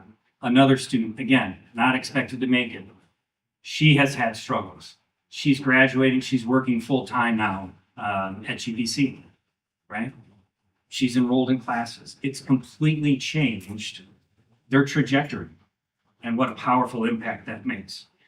We started a junior ROTC program. We know we're sending 20, 25, 30 students into the armed forces every year. This is not just a preparation program for the military, it's a leadership program. So in our very first year, we have over 50 students who are registered for that, which now I think puts us at the third largest in the state. And again, something really to be proud of as we watch that program grow and give more opportunities for our students. Project Search for some of our students with IEPs to really help them connect to what's next. It's a great partnership with Trinity Muscatine. They've also done work at Carver Pump and kind of expanding from there, but essentially they get an opportunity to try different jobs throughout the hospital system. And a number of those students then get employed through there. So again, it changes their trajectory of what's possible and what's next for them. We have so many internships, apprenticeships, work-based learning opportunities that has continued to grow. And we're really proud of the work that's being done there. That really starts to, again, connect our kids to what's next and the opportunities and the possibilities. Again, a number of industries and businesses and organizations are participating in that. I know the student that's shown here in the picture, shaking hands with Brandon Welsh. She's our counselor at the high school. It's been kind of shepherding the work-based learning program. Again, a student who had been struggling. This is a Musco apprenticeship program that she finished with a welding certificate and moving into full-time employment. At one point in time when she started that, she was working 3 jobs, getting up at 5, going to work, then going to school, then working again, and doing some daycare at home every single day. Okay? But again, now she's full-time employed. She sees the possibility, and these are the people we need in our workforce, right? These are the people that are contributing to this community. People sitting up a little bit taller yet? Okay, I hope so. Academic outcomes for students, and you saw some of that information earlier. 61% of our kids proficient in reading, which isn't where we want it to be, but it's a lot better than where it was, right? We are moving things in the right direction. Overall, as a district, our English language arts proficiencies have increased by nearly 10%. Again, 3rd grade reading is up almost 7% from last year, 11% over the past 3 years. Math proficiency overall up a little over 9%. And we look at growth measures, like how is that growth compared to everyone else in the state? And what we're seeing is our growth rates are beginning to outperform. So we haven't hit our proficiencies yet, but as we continue to grow, we get closer and closer to it. And that's overall for all students, but that's also in all of our subgroups. And as you saw, about 75% of our students graduate high school with college credit. And these are really outstanding metrics that show we're moving in the right direction, we're focusing on the right things. When we think about instruction and the work that's involved, we have walkthroughs with administrators. We have teachers doing walkthroughs as well, coaching cycles, teacher-led PD, all of these things. How do we improve our delivery to students to improve on their outcomes? It's our curriculum adoptions. And we know that having that strong foundation is really important. That growth in ELA that you've seen, and in our third grade readings over the last couple of years, we did an adoption called CKLA. I can tell you our teachers are loving it. I can tell you I'm impressed every time I'm in a classroom at the academic vocabulary, the foundations in nonfiction, science, and social studies. I know it's a lot of high interest things, but I can tell you in a third grade classroom I was in recently, they're studying ancient civilizations. They're talking about the Greco-Persian War and the Battle of Marathon. Okay. And kids are really excited about that, right? But it's also providing this academic vocabulary and background that they don't get otherwise. And again, we're starting to see those results. They study the human body. And I've been in a second grade classroom where they're excited to share what they know about axial bones. Do you all know what axial bones are? Well, second graders do. And again, so when you get into all these classrooms, there's more writing than ever before. And so we're seeing, again, those pieces begin moving in the right direction. And that's a credit to our staff and our administration in taking detailed time in choosing the right materials to work with our students on. And it's creating interventions and opportunities for helping kids to be successful. Rich mentioned our FFA program. It's the largest in the state. It's been recognized nationally. It's a tremendous program. Our fine arts, we have one of the largest orchestras in the state. We have so many clubs and activities. Even in the last year or two, we've added an esports team, right? They essentially competitively play video games. And they've done very well at the state level, right? We have a trap shooting team now. We have all these opportunities for kids. And for a number of these kids, it's the only activity they're connected to outside of school. And for every single student, the more they have those connections and those opportunities, the more likely they're going to be at school. They're going to be better behaved. Their grades are better, more likely to graduate.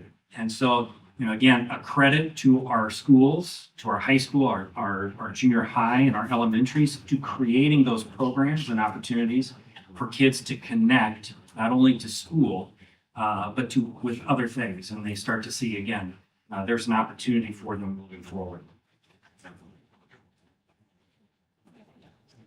Climate and perceptions. Again, one of the pieces I talked about last year is our daily desired experience. And this really defines how we want our students, our staff, and our parents to experience school every day. How we want them to feel, and how the outcomes that we want for them. And so we measure that every year in a survey, right? And we know we're not going to hit the mark every single day for every single person. But through that survey of over 3,000 this year, we get feedback. And there's an open opportunity to make comments in there. And they're pretty honest a lot of times with those comments. Sometimes it doesn't feel very good, but we use it to drive improvement. How do we get better year after year after year? And again, we've seen that survey result continue to grow and people feeling more positive, right? And that's something we've been very focused on. Chronic absenteeism. I shared this last year. When I started in this district, we were close to 34% chronically absent in the district. That's 1 out of every 3 students. And that wasn't a one-time post-COVID thing. That had been in place for a number of years. A lot of focus on changing that trajectory with our staff, with our administration, working with our parents, working with our county attorney. And I can tell you that's continued to go down. Last year, it was 12%. 12.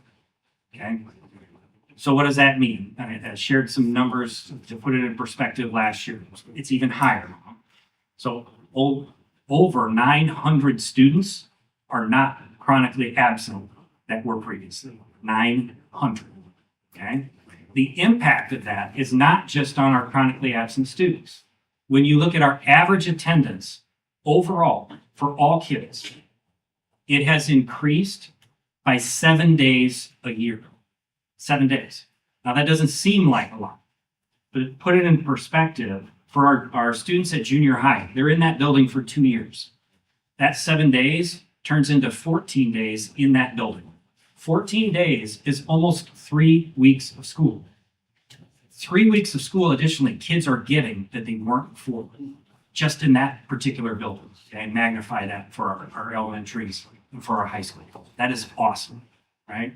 So again, there have been a number of things involved to get us to some of that improvement.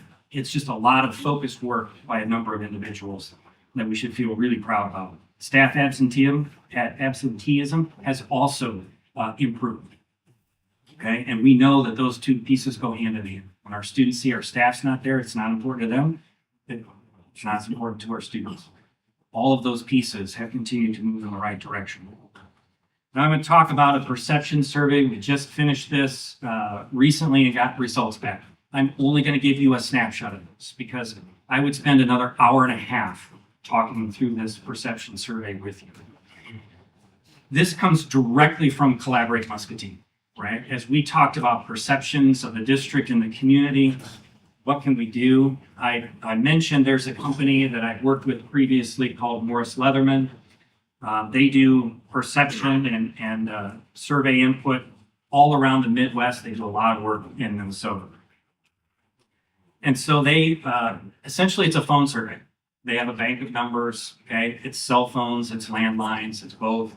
And different from other surveys, they call and they leave you a message. And they'll say, hey, we want to talk to you about the school district, call us back. So it's not that cold call like, hang up. They leave you the message and the non-response rate was 6.5%. Okay, that's a phenomenal response rate from our community, who spent an average of 15 minutes, 14 minutes on the phone talking about how they felt about this district and this community. That's 761 people.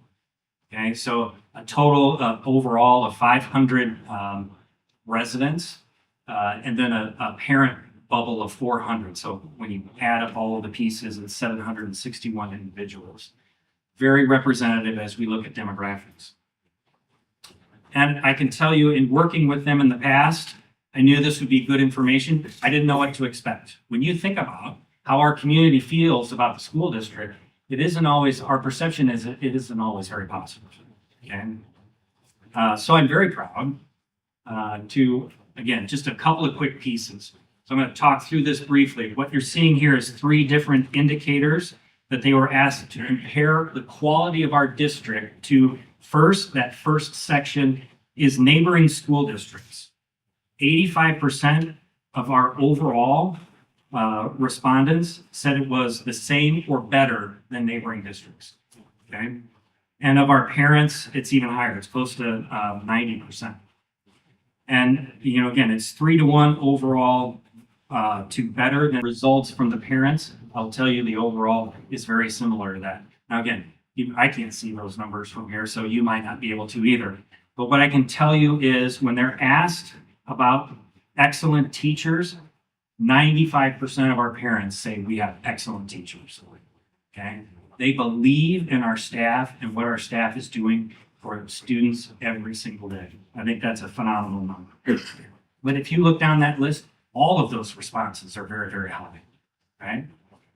That create successful individuals. We use effective teaching practices, an array of opportunities, right? That we partner with our families. So Peter Leatherman, as he shared these results with us, he said, your community, and again, he's seeing some improved, like better results here than he sees in a lot of places, which is important, right? But he said, your community and your parents, they feel involved. They trust what you're doing. They trust in how you're using your finances. They trust that this is a great value for their taxpayer money. You have the foundation, right? How do you move from like good to great? How do you move to the next level? You don't have to convince them of the trust and how we're using dollars. You just have to communicate your outcomes for kids, your great academic programs, and how you're moving the needle on our performance on academics. So it really comes back to, as we circle around back, to all of us being ambassadors for the great things that are happening. Okay? And there are a number of things. And our parents and our community sees it and believes it. And it's not just me telling you that. Okay? I feel really good about this. But I can tell you, we'll be getting more of this information out, sharing more of this with our staff, sharing more of this with our community. There's a bunch more involved in this. These are just two quick pieces that I think really highlighted some initial success that I want to share with you. So I will finish where I'm doing on time, but I'm just going to keep talking until I'm done. Our enrollment trend, again, over a period of time, we know that number continues to go down. Okay, that is not a parents making choices to go elsewhere. That is a birth rate. If you take that birth rate graph, it mirrors that. And I can tell you year after year after year, and even most recently, we graduate 330 seniors. We bring in 265 kindergartners. That math doesn't work well. Okay, we need more kids, right? So much is tied to our enrollment. It's funding at the state level, right? But as kids go down, you get less funding. That becomes programs, that becomes positions, that becomes class size. All of those pieces that help us move the needle get tighter and tighter and tighter. And again, as we've done demographic studies, they'll say one of your biggest challenges is housing. Yeah, housing and education, we know those are the pieces. But even amidst all of this, what I can tell you again is I'm really proud of the work that's happening here every single day with our staff. We have a lot to be thankful for. This is a great community. Don't take it for granted. And again, when you walk out that door, if you're not taller, you're not paying attention. Okay? Thank you.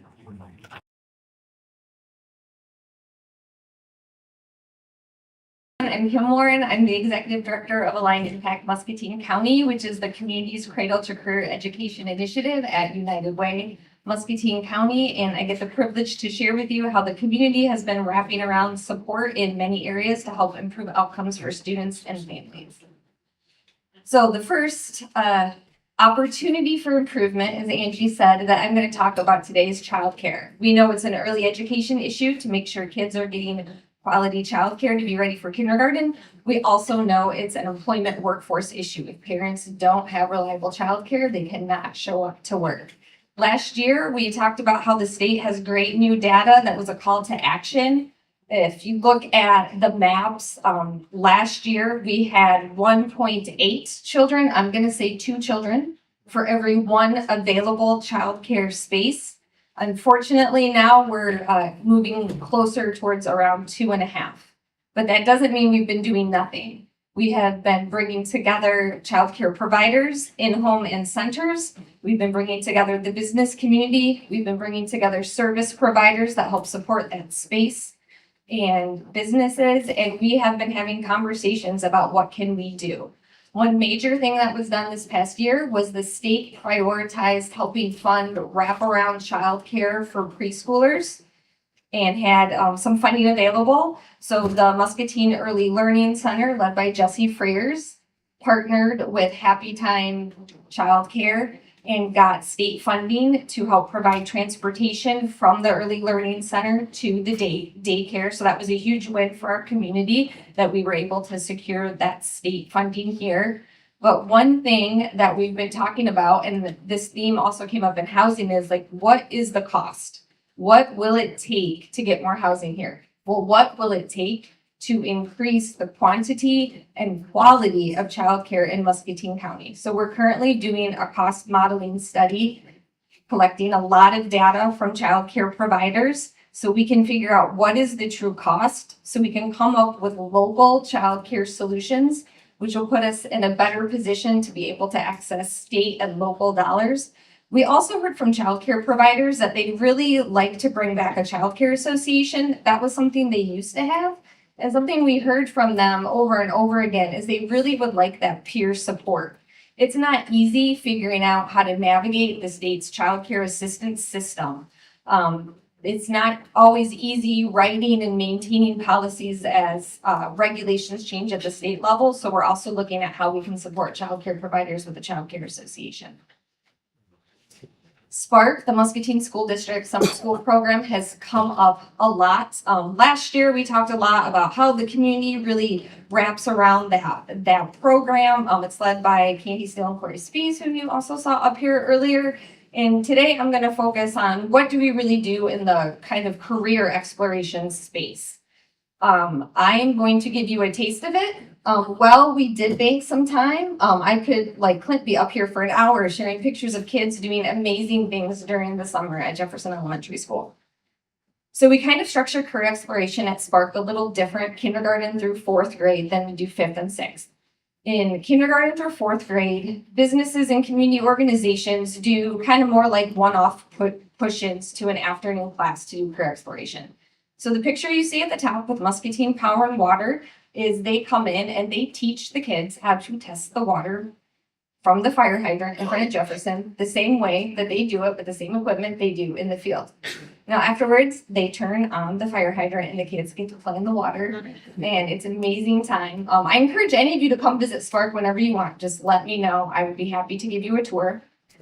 The picture below that is some food scientists coming in from GPC talking about chemical reactions, and they're making elephant toothpaste there. They did a great job this year. They did the difference between a slow chemical reaction and a fast chemical reaction. As you can imagine, the delight of the kids screaming with the fast chemical reaction was great.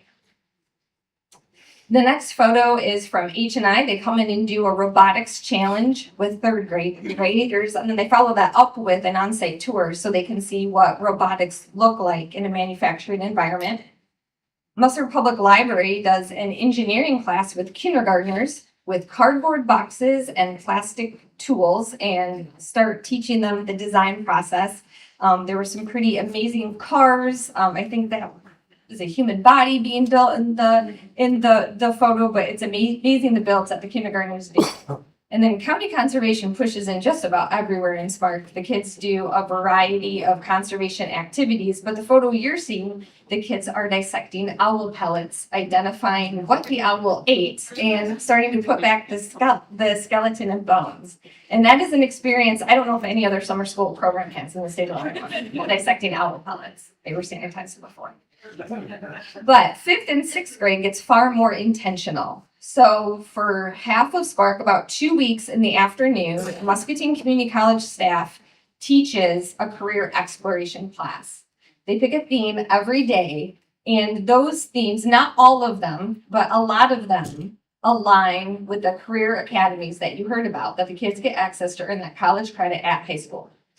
So for the criminal justice, you can see that there's a police officer at top who up on the top left photo who is explaining about how they use drones. So they're also learning like just the different ways and the different technologies and things. They're kind of getting a broader perspective of what these careers look like than what you probably traditionally think. Firefighters came to explain the job, but the kids also got to try on all the equipment and move around and see how heavy it was. That was a great time. The nursing program came. You can see the students there doing stethoscopes, talking about how to take vitals. The first one on the bottom is the vet tech program, and those kids are doing a lab simulation, like they're actually working on animals. And then also the culinary program. And that day, the culinary teacher actually led the kids through with very sharp knives that everyone acted appropriately with. They made their own salsa that day. So a lot of great hands-on learning, career exploration that's going to get the kids ready if they're interested to go into those career academies. So you've heard a lot about third grade reading, and last year I really made a call to everyone to think about volunteering for the Reading Mentor Program. And many of you in the room actually answered the call, and is the reason why I'm going to be able to talk about how well the expansion has gone. So this chart basically is just showing you that at Madison Elementary kindergartners performed better in their FAST assessment, that's their reading assessment, than a school of similar size that did not have the program that school year. This program has done so well and made such a big impact that the program currently now has expanded to 4 elementary schools in Muscatine and Wilton Elementary School. So we have volunteers that push in the classrooms once a week, maybe it's an hour, maybe it's 30 minutes, and it's all designed within the school and by the teacher for what makes the most sense for their classroom. So some volunteers are doing one-on-one reading, some are doing small group reading. It's really up to the school and the teacher to design what works best. We have more schools, more classrooms that would like to expand this program. So if you want to help increase reading proficiency in our community, you can volunteer to be a reading mentor. You can talk to me after. Mason Clough is in the room. Mason, raise your hand. There he is. Over there, he helps lead that program. So if you're interested, you can find Mason too. And then one data point we really shared about last year was that there is a number of students who, when they're graduating from high school, they intend to go on to post-secondary education and they don't show up in the fall. In Muscatine County, depending on the school year, it's between 50 to 100 kids every summer who intend to go on to some sort of post-secondary education or training and don't show up in the fall. We heard from students, we really like to ask students and families what they need. We heard from students they have no support over the summer. If they get pulled for FAFSA verification, or maybe they intended to go but never applied to MCC, let's say, and they don't know what to do, schools are closed. They don't know where to go to. So we partnered with the school districts in the county and MCC and ISU Extension Outreach Program. And we provide near-peer mentors to help walk students through those steps. Our staff is bilingual. We found that near-peer mentors, so maybe current college students or recent college graduates, the students are much more receptive to than people who are the same age as their mothers. And that program has gone really well. But we were particularly proud of how things went last summer. We were able to serve 20 students. We definitely had room to serve more. So when you think about being an ambassador, tell your family, friends, people to access this program. But we also, we like to collect data, as you've seen from all of us who have been up here. We did get 10 of those students to respond to us about how much Pell and financial aid scholarships they were able to secure because of the services we provided. So half of those students secured almost $44,000 in financial support, really able to make their post-secondary aspirations come true, because they had access to the funds to do that. The quote at the bottom from a student is actually a student we've seen more than one summer. They decided to take a gap year, but they knew if they came back to our program, they were going to get help, they were going to be supported, and no one was going to judge them for maybe deciding to take a year off, and maybe that wasn't such a good idea. And then we were able to get them back and help support them to be on the next track.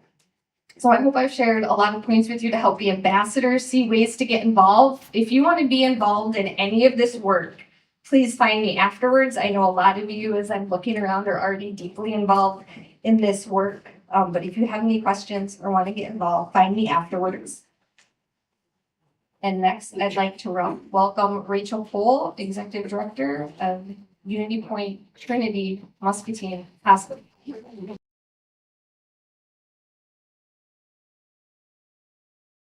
Most of what I'm going to talk about today is really how transformational the clinic project has been for us at the hospital, for our patients and our team. When you boil it all down, everything that we've been working on really falls into 3 categories. That's better experiences for our patients, better experiences for our team members and physicians, and stronger connections with our community. As you'll see from the objectives under each of these items, it's been a very busy but a very rewarding year. For our patients, the biggest focus has been on expanding specialty outreach, especially specialty outreach right here in Muscatine. The goal is simple. We want to decrease the travel burden for you and your families, catch things earlier, and keep as much care local as possible. Just this morning, I've heard from a couple of you who have said that you've been able to have specialty visits locally for the first time for providers you've been seeing for a period of time outside of town. And that really is just music to my ears and hopefully just the beginning of specialty outreach moving into Muscatine. In healthcare, we've watched specialists gradually leave communities our size, so we've had to get creative. We may not have the volume to support a specialist here 5 days a week, but with the new clinic space and a real emphasis on physician satisfaction, we're able to bring them here, for example, weekly, and this is making a huge difference for our patients. Even better, we've built these services along a true continuum, so that patients can often stay local for procedures and stay connected to the same care team. This ensures that whenever possible, multiple portions of your spectrum of care can stay local, whether that be in the clinic for a procedural visit or if you're admitted at the hospital. In the last year, we've launched 4 brand new specialty outreach clinics through the addition of UPC clinics and strategic partnerships. Those are endocrinology, nephrology, urology, and gastroenterology. At the same time, we've expanded or maintained strong outreach in general surgery, cardiology, orthopedics, neurology, women's health procedures, and ENT. Some of these partnerships are going well beyond our clinic walls. We've worked with regional healthcare partners so that procedures and advanced testing can happen here whenever possible. This is resulting in specialty care staying local so that it's available to you, your family, and your teams exactly when you need it. On the team member side, we're working hard to sustain a culture of long-term committed employment while offering the flexibility and the growth opportunities that today's workforce is expecting of us. Priorities are changing, and we want our people to feel supported because when they feel connected to the community and our mission, our patients feel that too. And finally, community. Over the last 2 years, since things have really normalized since the pandemic, we have made community outreach a top priority. We're deeply committed to building relationships with our future workforce. Through partnerships with the school district or MCC and surrounding communities, we're inviting students in. Through career exploration days, job shadows, and even employment opportunities for high school students with an interest in healthcare. Just this last May, we actually celebrated the graduation of our first cohort of CNA students that all were going on to college who had been CNAs on our acute care unit locally. They all established that role with us about 3 years ago after our first career exploration day. And I think for the team and myself, it was wonderful to see a lot of this collaboration come full circle. We don't want the hospital to be a place that students or kids only visit once a year for a checkup. We want them to feel at home here because many of them will be the next generation taking care of all of us. I'm incredibly passionate about the work that we do every day at Trinity Muscatine. Being a smaller community hospital gives us the privilege of becoming really good at caring for the whole person. And I want to close with a story that illustrates that better than I think anything else I could say today. Last year, I got a middle of the night phone call. Not unusual when you leave a small hospital. But this one had stayed with me. Our nursing house supervisor was on the line, and the first thing she said was, "Hey, do you have the priest's cell phone number?" I said, "I do. Is everything okay?" She said, "Yeah, we've just been calling all the Catholics that work here until we find someone who has his phone number." She went on to explain that an elderly patient that many of this team in the ER had been caring for over the years came into the ER that night and he was in critical condition. They had not been able to reach his family yet, and they didn't expect that he would make it through the night.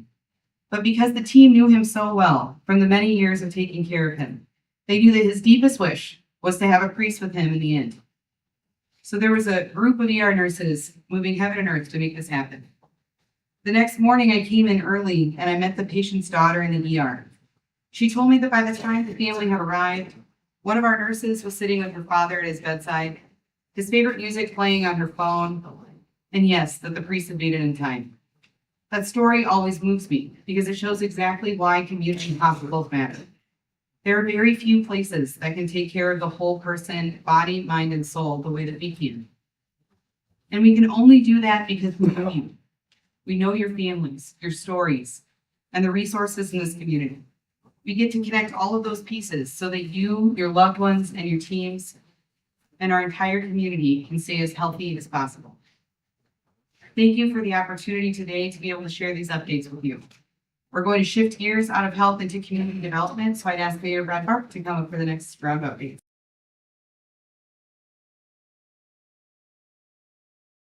Well, good morning, everybody. How's everybody doing so far? Okay? All right. There's a lot happening on the east coast of Iowa for sure this year and last year. First of all, I'd like to say thank you to the elected officials, city, school, and county. Thank you all for everything you do, and all the stakeholders and partners that we have here in Muscatine. Also, a special thank you to the 260 plus staff at the city of Muscatine and my staff at the chamber as well. All right. All right. So yes, I need to talk about the Musco Sports Center. Gage mentioned this earlier. So 122,000 square feet. Yes, the state of Iowa's largest inflatable sports dome. $7.5 to $8 million. So I'm going to be going through 6 different projects. One is obviously the sports dome. The other 5 are residential. So just so you know. Right now, just so you guys know, this has been booked out since the weekend before Thanksgiving all the way to mid-April. We're working with Mike Thomas and also Megan Randall. Yep, there you are. On bringing the Iowa Hawkeyes and the Iowa State Cyclones here to Muscatine the first part of April to do a scrimmage. And this is the girls soccer team, so that's pretty exciting. There's been tournaments booked already for softball, baseball, football, and pickleball. Pickleball is extremely busy. Rich, 375 people a day is the average is what is being utilized right now, which is absolutely fantastic. There's teams traveling from Indiana, Illinois, Nebraska, Wisconsin, Kansas, and Minnesota so far. And we hope to build that from time to time. Right now it's free opening Monday through Friday, 8 to 10, and then 3 to 5.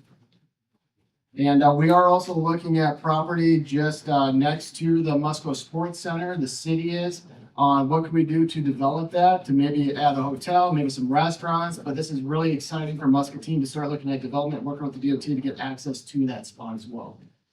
Our ribbon cutting, January 8th at 2 p.m. So mark your calendars for the Musco Sports Center ribbon cutting.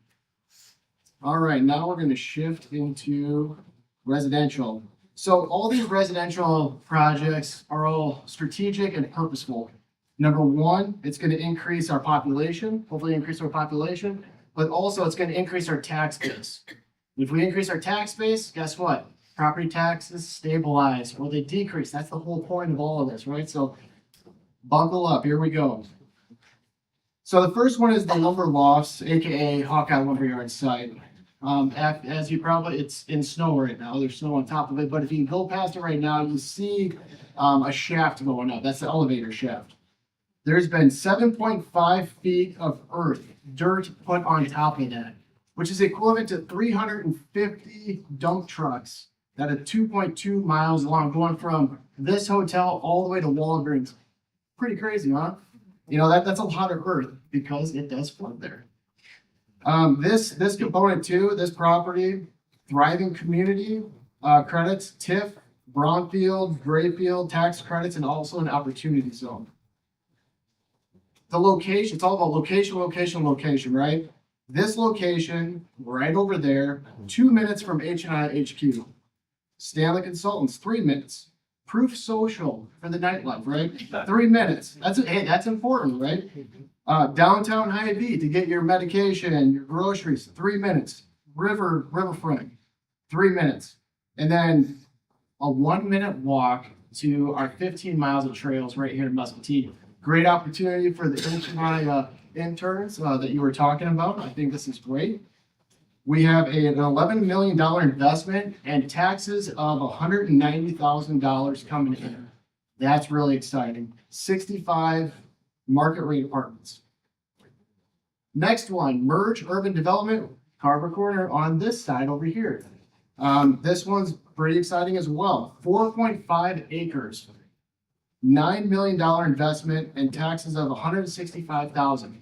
The whole idea is they knock this one out, and then there's another one that they're going to be planning on doing as well. This one also utilized TIF and brownfield, grayfield tax credits, and we're They're gonna be right next to the McKee Button Building, so we're definitely blessed. Kent Worldwide has updated that because it's gonna be a great retention tool for a lot of these interns and also staff as well. And that's 56 units again, and definitely thankful for merge. Next one, Clarebeck Lane, 9.25 acres. Location. This is like a unicorn development area. In this area, you are 2 to 4 minutes from an elementary school, a middle school, a high school, and a private school. You're 3 to 4 minutes away from a hospital. And from the downtown, about 5 minutes. $11.7 million investment. This has got 10 building sites for single-family homes, and then 18 villa homes. So for a total of 28 residential units total. And I know Mr. Anderson, if you're in here, and Todd Hackett, thank you guys so much. I'm really. All right, now we're gonna move on to the next one. Okay, there we go. Thank you. I probably did that. Sorry about this, Sarah. All right, next one is the Scenic View Apartments, 1.5 acres. Everyone has asked me, who's this? What company is this? Who's Adam Gilitzer? Well, he works at John Deere, has been here only a handful of times, not from Muscatine. Matter of fact, he is my right tackle at Prairie du Chien High School, blocking for me. And it's pretty cool to have Adam investing in Muscatine. So an example of what this is that it's a $3.7 million investment that you see on the screens right there. There's 2 12-plexes for a total of 24 units, obviously. And that's $65,000 in taxable revenue coming into our city. All right, and the last one that I'll share is the H&I property. So again, very blessed to work with the H&I City on this one as well, and as well as Collaborate Muscatine, just with everything happening, and you guys can see a lot of stuff happening. 30 acres. This has got a potential of $50 million investment to get all these houses on there and the infrastructure. And a potential of bringing in $500,000 plus in taxable revenue, you guys. That is absolutely fantastic. 75 to 113 units. This is single family home, townhomes. 225 to 300 plus individuals can live in here. Again, we want to increase our schools. We want that type of thing. This is an opportunity for people to maybe move from their house in Muscatine into a brand new house. Now you're going to have an opportunity coming up. Again, location, grocery stores close by, hardware store in Highway 61. And the last thing I'll share regarding this H&I property is the city of Muscatine. I see our fire chief over there as well. But the nice thing about this is we are looking at potentially a fire station on this property. And why is that important? We talk about affordability. Well, we all know that property insurance goes up. In this area, it's a red area. It takes longer than 8 minutes to get to this property with our fire truck. Now, with it being on the property, everywhere in that area, it goes from red to green, which means lower property insurance, hopefully. That's the whole point of it. So pretty excited for the businesses that are around this area, Menards, box stores, pretty exciting again from an affordability standpoint. And next, I'm going to invite our director, Joy Goodwin. This morning, I was trying to think of different words besides I'm excited. But I'm excited to be here to talk more about what the city and the Collaborate Muscatine are doing. So to start with, I want to take a second to ground you in what a city, a local government actually is mandated to do. Our job at the most basic level is to protect residents, provide essential services, and so we maintain infrastructure, ensure public safety, guide development, and support the daily functions that make a community livable. By aligning policies, programs, and infrastructure with shared community priorities, the city serves as both a partner and a catalyst, helping ensure that collective efforts have a lasting impact for all who live, work, and learn in our community. Let me start with housing. I guess I can see it over there. As reviewed by the mayor, we continue to support a number of housing projects. Starting with, at all price points, we have Scenic View Apartments, Clarebeck Lumber Loft, and Carver Corner. Over the past year, we continue to look at how to more effectively support those developments and financially and administratively, leading us to provide upfront funding rather than traditional TIF rebates, as well as doing some of the pre-development work that's necessary as a match rather than having it as a development cost for the property. These projects have also allowed us to provide important street connections at Clarabeck, and Lumber Lofts allowed us to relocate a necessary, though not the best, most attractive action in the dredge despoiling site, and operate and add a desired trail segment. In 2025, or 2026, sorry, we anticipate releasing the RFP for the Han donated property that will allow us to select a development partner that will focus on creating a quality neighborhood that has connectivity within itself and to the neighborhood, or to the community. We've taken steps to implement the recommendations of the 2024 housing market study. Most significantly is the development of a pattern book, which is creating a set of approved plans that can be used to create faster housing, more affordable housing, especially on those infill lots that can transform neighborhoods. But housing isn't just about construction, it is about people who live in it. Through the city's direct housing programs, housing choice vouchers, and public housing, we assist almost 535 families every month. And each year, the city contracts with MCSA to support a housing navigator, which serves more than 200 families that already live in our community with less than $500 one-time assistance to stabilize them in housing. In addition, the city's supporting MCSA's operationalizing of the triplex at 5th and Orange, as well as the 21-unit supported housing complex. And over the next year, we'll work with MCSA and the Community Foundation to qualify families to live in 10 rehabilitated and or new build housing. At the other end of the spectrum, we expanded our housing counseling program, providing education and financial resources to help renters successfully transition to home ownership. Another recommendation of the housing study.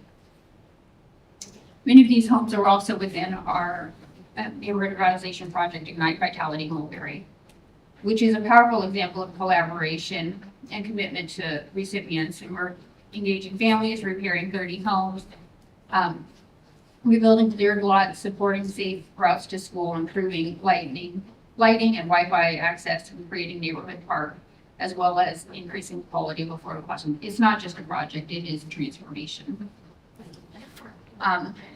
Encompassing that same neighborhood and the surrounding census tract are lead hazard reduction programs and healthy homes programs in the city of Muscatine will truly make 65 living units safer for families with small children. Understanding that not all buildings can be saved. Well, in downtown, we're using federal, state, and local private funding to restore about 15 historic buildings. The rehab of McKee, Button Factory, and Central Auditorium are also preserving our historic nature. Unfortunately, not all buildings can be saved, but a process has been developed to identify derelict properties, manage repairs, and monitor the progress. And if that's not possible, to demo. Addressing these buildings has an impact on neighborhoods, both in terms of pride and property values. Beyond housing in neighborhoods, the city invests in places and systems that give residents a sense of belonging. Parks, the trail system, public facilities, and service delivery are all strengthen day-to-day life and support Muscatine's livability and identity. The West Hill Sewer Separation Project, a $55 million project separating 15 miles of sanitary and or storm water, is an investment in safeguarding our future, strengthening flood protections by making sure staff are trained, and we're utilizing tools such as the muscle wall to protect our local assets, and improving mobility through downtown through projects like the Fulham reconstruction and transforming Carver Corner into a roundabout to facilitate mobility, and expanding sidewalks and trails. These not only increase flow, but they ensure connectivity between residents. We continue to provide a range of resident services to simplify property maintenance and protect infrastructure, bulky waste collection, leaf pickup, tree programs, and now residents can also reserve our community cleanup trailer to organize neighborhood projects. We call transfer station if you're interested in organizing a local one. Public safety engages, sorry. Public safety engages with residents to create positive relationships through community outreach, as well as adopting community policing model and a social worker officer partnership. Of course, quality of life is also about joy, connection, and gathering spaces. We Park Lagoon Project, renovation provides clean water, better trails and lighting, and a rebuild observation deck, and of course, fishing for all. This builds on existing amenities that we've learned are increasingly important, especially to young families looking to move into our community, including the dog park and the pollinator park, which is with its natural trail. The city just opened Musca Sports Complex and is working to establish a miracle field on top of improving the ongoing play equipment and facilities each year. City services also provide opportunities for cultural growth. The Muscatine Arts Center is providing incredible youth programming and allowing all of us to access world-class art. The Musca Public Library is reaching thousands through its reading programs, community concerts, and collaborative events that bring us together. There are investments that make a community competitive. These attract workers, support families, and help employers retain talent. Whether it's maintaining our parks and expanding connections, or it's updating aging infrastructure, efforts to make Muscatine a place to choose and a place to choose to stay are important. Collaborate Muscatine's focus on housing and education aligns with the city's goals and base work to promote a vibrant, growing community. Both businesses and families choose to locate where there are quality schools, and a well-educated population boosts improvement and innovation and entrepreneurship. A healthy housing market stabilizes businesses, attracts and retains employees, and cities with stable housing markets see strong local spending on business investment. A strong housing market also, as the mayor discussed, expands the pool of tax base that's helping pay for the cost of maintaining streets, police, fire, libraries, etc. And our role is to show up as a teammate, helping partner with other organizations to remove barriers, create a coordination where everyone's work has a long and lasting impact. And that's all you've got to listen to me. So I'll turn it over to Charlotte to talk about what's going on at the Community Foundation.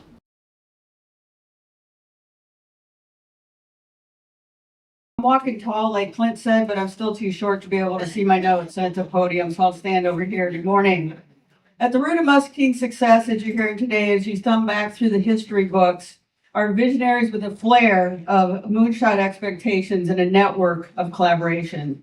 And if you look close enough in those pages, you're going to find with every success, there are traces or stacks of humble, well-timed philanthropy, creating critical linkage within that chain of events. The Community Foundation of Greater Muscatine is a living outgrowth of the individual, family, and corporate dedication to philanthropy.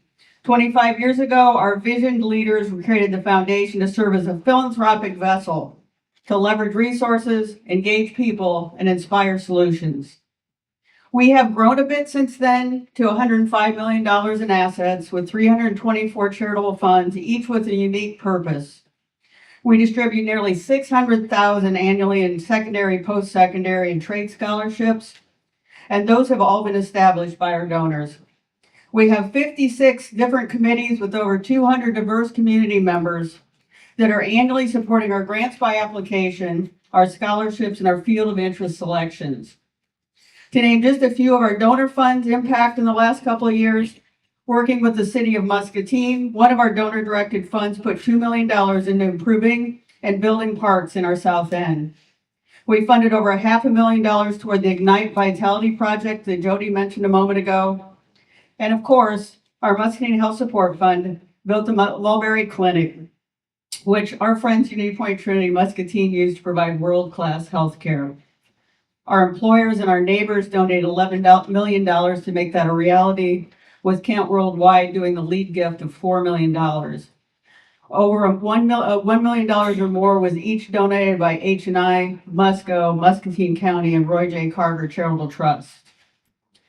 You will see a great deal of our work is determining a viable capital stack to be able to complete complex community projects.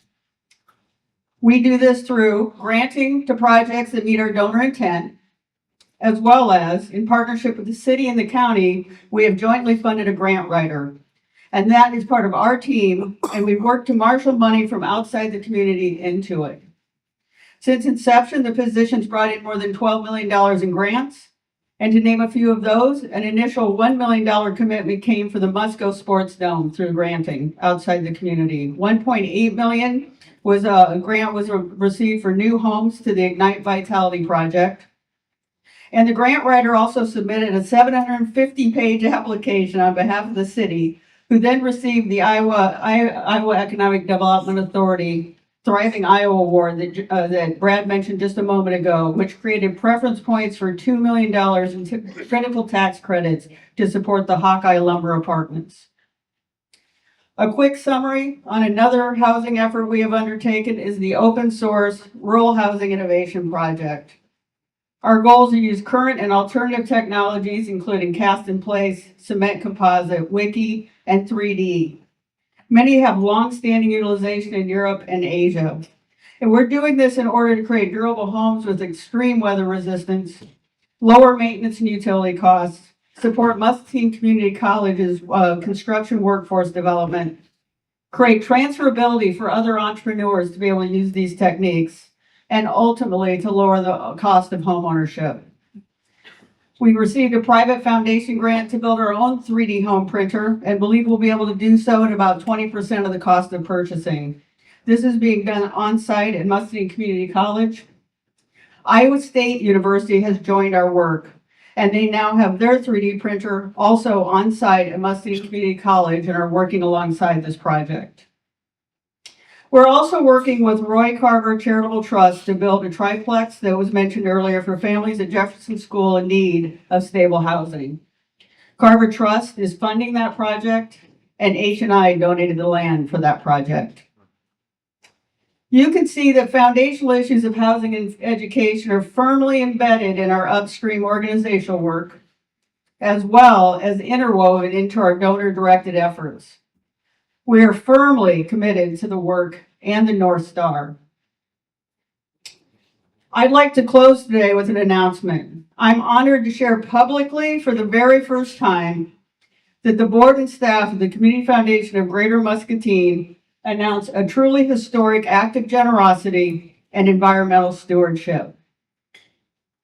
Through the Joe W. and Betty L. Rao Memorial Fund, held at the Community Foundation, Towhead Island, the iconic natural landmark that we can see out our windows today, will be purchased and placed in ownership of the Community Foundation. It is being done so for permanent preservation and for lasting benefit of the community. Many of you may know the Raos. Joseph Walter Rao was born in 1929, lived his entire life in Muscatine.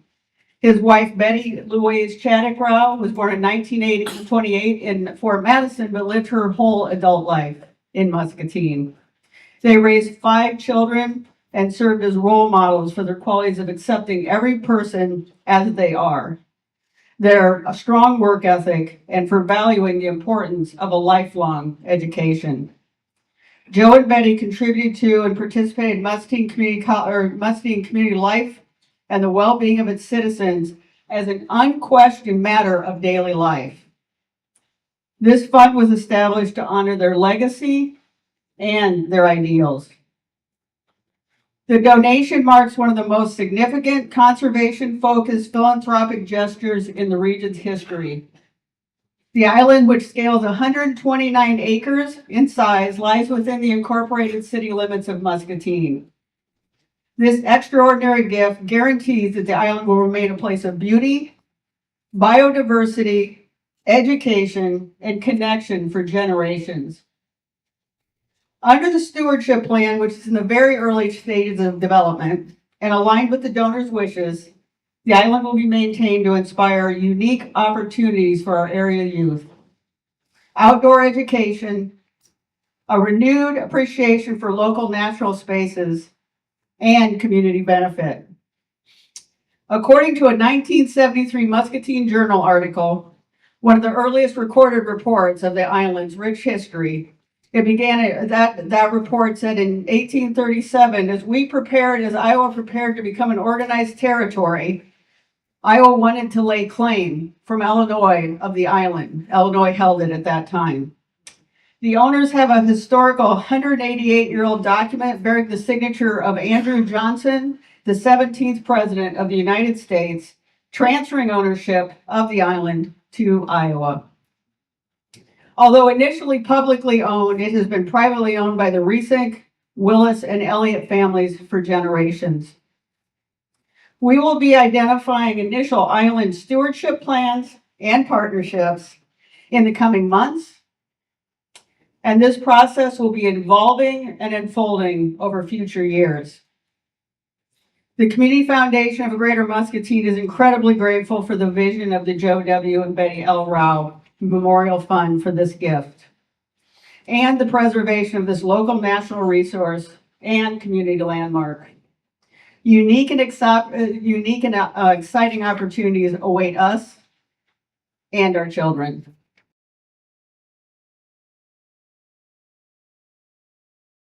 Utility sector, they say the best for last. But, well, maybe not. But I will commit to go quickly. How about that? One of the things I always talk about is a great benefit of a municipal utility is our focus is right here in this community. And that comes through when you look at our capital reinvestment and infrastructure in Muscatine. Over the last 5 to 6 years, these numbers are actually pretty good. Over the last 6 years of our investment in Muscatine, where we're on the cusp of some significant reinvestment with some very large projects in the next 4 years. I'll talk about some of those in a minute. One of the things that's really important for community success are utility rates. And so we benchmark our rates every year against state and national averages because it's really important both for our businesses and our industries to thrive. Utility costs are an important part of their operation expense. So the lower your costs, the more competitive you can be. But also when you look at a residential basis, of course, your utility bill is one of the highest monthly expenses you have. So the lower your rates are, the more residential folks can thrive. So we compare favorably every year in every one of our customer classes. And we think that's a long history we have in Muscatine and something we continue to track going forward. You've probably heard us talk about our Powering the Future initiative. MPW, like everybody in the electric utility sector, is going through a pretty significant transformation in how we produce electricity. And as part of that, we are taking a very balanced approach to ensure that as we improve our sustainability, we keep our system reliable and we keep our rates affordable and we stay flexible to adapt to the future. As part of that, we have some big projects coming up. Our EcoGen 10 facility is a large, highly efficient cogeneration facility that's under construction now. Hope to start up in mid to late 27. Our Muscatine Solar 1 facility that unfortunately has been mired in a study process for 4.5 years outside of our control. Hopefully, we'll get to see that start to move forward under construction next year. And we continue to evaluate additional solar opportunities in the years ahead. One of the questions that came through with the RSVP was about sustainability and carbon reduction goals for the community. This is something we started tracking about 5 years ago for our operations, a targeted reduction in carbon emissions from our generation. This chart, I know it's a lot, so I won't go through it in detail, but the graphs along the top are some global projections for carbon reductions. The charts in the middle are reduction targets to achieve the Paris Accord targets for 1.5 or 2 degrees C rise in ocean temperature. The blue line here has been MPW's actual reductions in carbon emissions from a 2005 base. We had set a goal for 2030 to reduce our emissions by 65%. We actually hit that number early. In 2023, we saw a 68% reduction from our baseline. Now, this is something that's going to continue to move around a little bit. We're seeing increased load growth, not just here in Muscatine, but across the entire system. And so as we take that balanced approach, we need to maintain that reliability on the system. So you're going to see that wiggle around. We've seen great progress on carbon emission reductions over the last 20 years. We continue to expand our EV fleet. EVs are taking a little bit of a reputational hit lately, I think. But if you've never driven an EV or ridden in one or owned one, I encourage you to try it out. I've owned a couple of plug-in hybrids. I love them. We continue to expand our EV fleet at MPW, including 2 plug-in hybrid bucket trucks that we just received this year. I think we're on order for 2 or 3 years. And you may have seen this one if you were at the holiday stroll last week, all lit up in Christmas lights, which was really fun. Another big thing we've had going on after we did our fiber to the home project several years ago, we've continued to expand that fiber communications network and leveraging federal and state funding to do that. And over the last few years, we've done 2 expansion projects, NOFA 6 that took us upriver up along Highway 22, and NOFA 7 that took us out northwest of our existing system, added about 350 addresses served with our high-speed fiber infrastructure. And we're still waiting pending final grant approval on another round of funding that will see us expand to 4 additional areas. Again, just growing slightly outside of the central part of Muscatine, but still covering areas that we consider the Muscatine community. And we think are really important to continue to grow here in Muscatine. And that will allow us to serve almost an additional 400 addresses with our fiber system. And then this all kind of ties back to, again, being a municipal utility. I think serving our community is in our DNA with most of our employees at MPW. So sometimes I feel a little bit like on the outside fringes with this group. These folks are doing some tremendous work, hands-on, building and developing our housing and education system in Muscatine. Sometimes I feel like a little bit of an outsider, but infrastructure is an important part of achieving all of those goals. And MPW stands ready to be a part of that community development. With that, I'll hand it over to Brad for a close.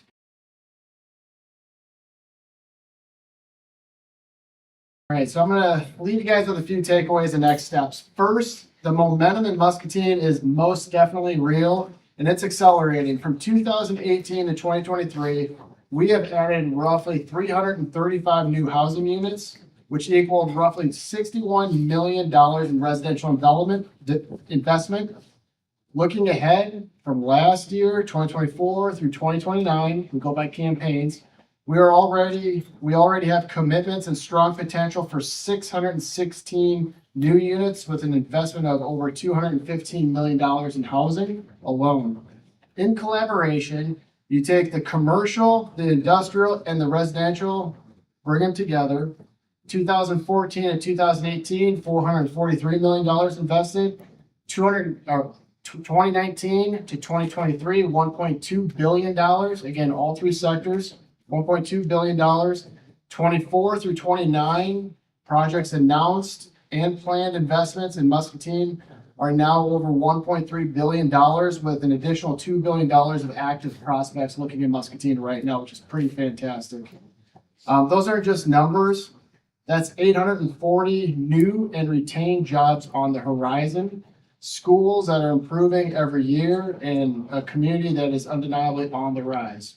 And the retained jobs was a big part of this with Kraft Heinz and things like that as well.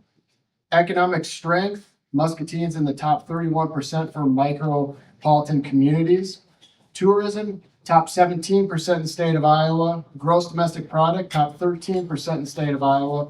And retail sales at 3%, top 3% in the state of Iowa. We're going to keep you in the loop every step of the way.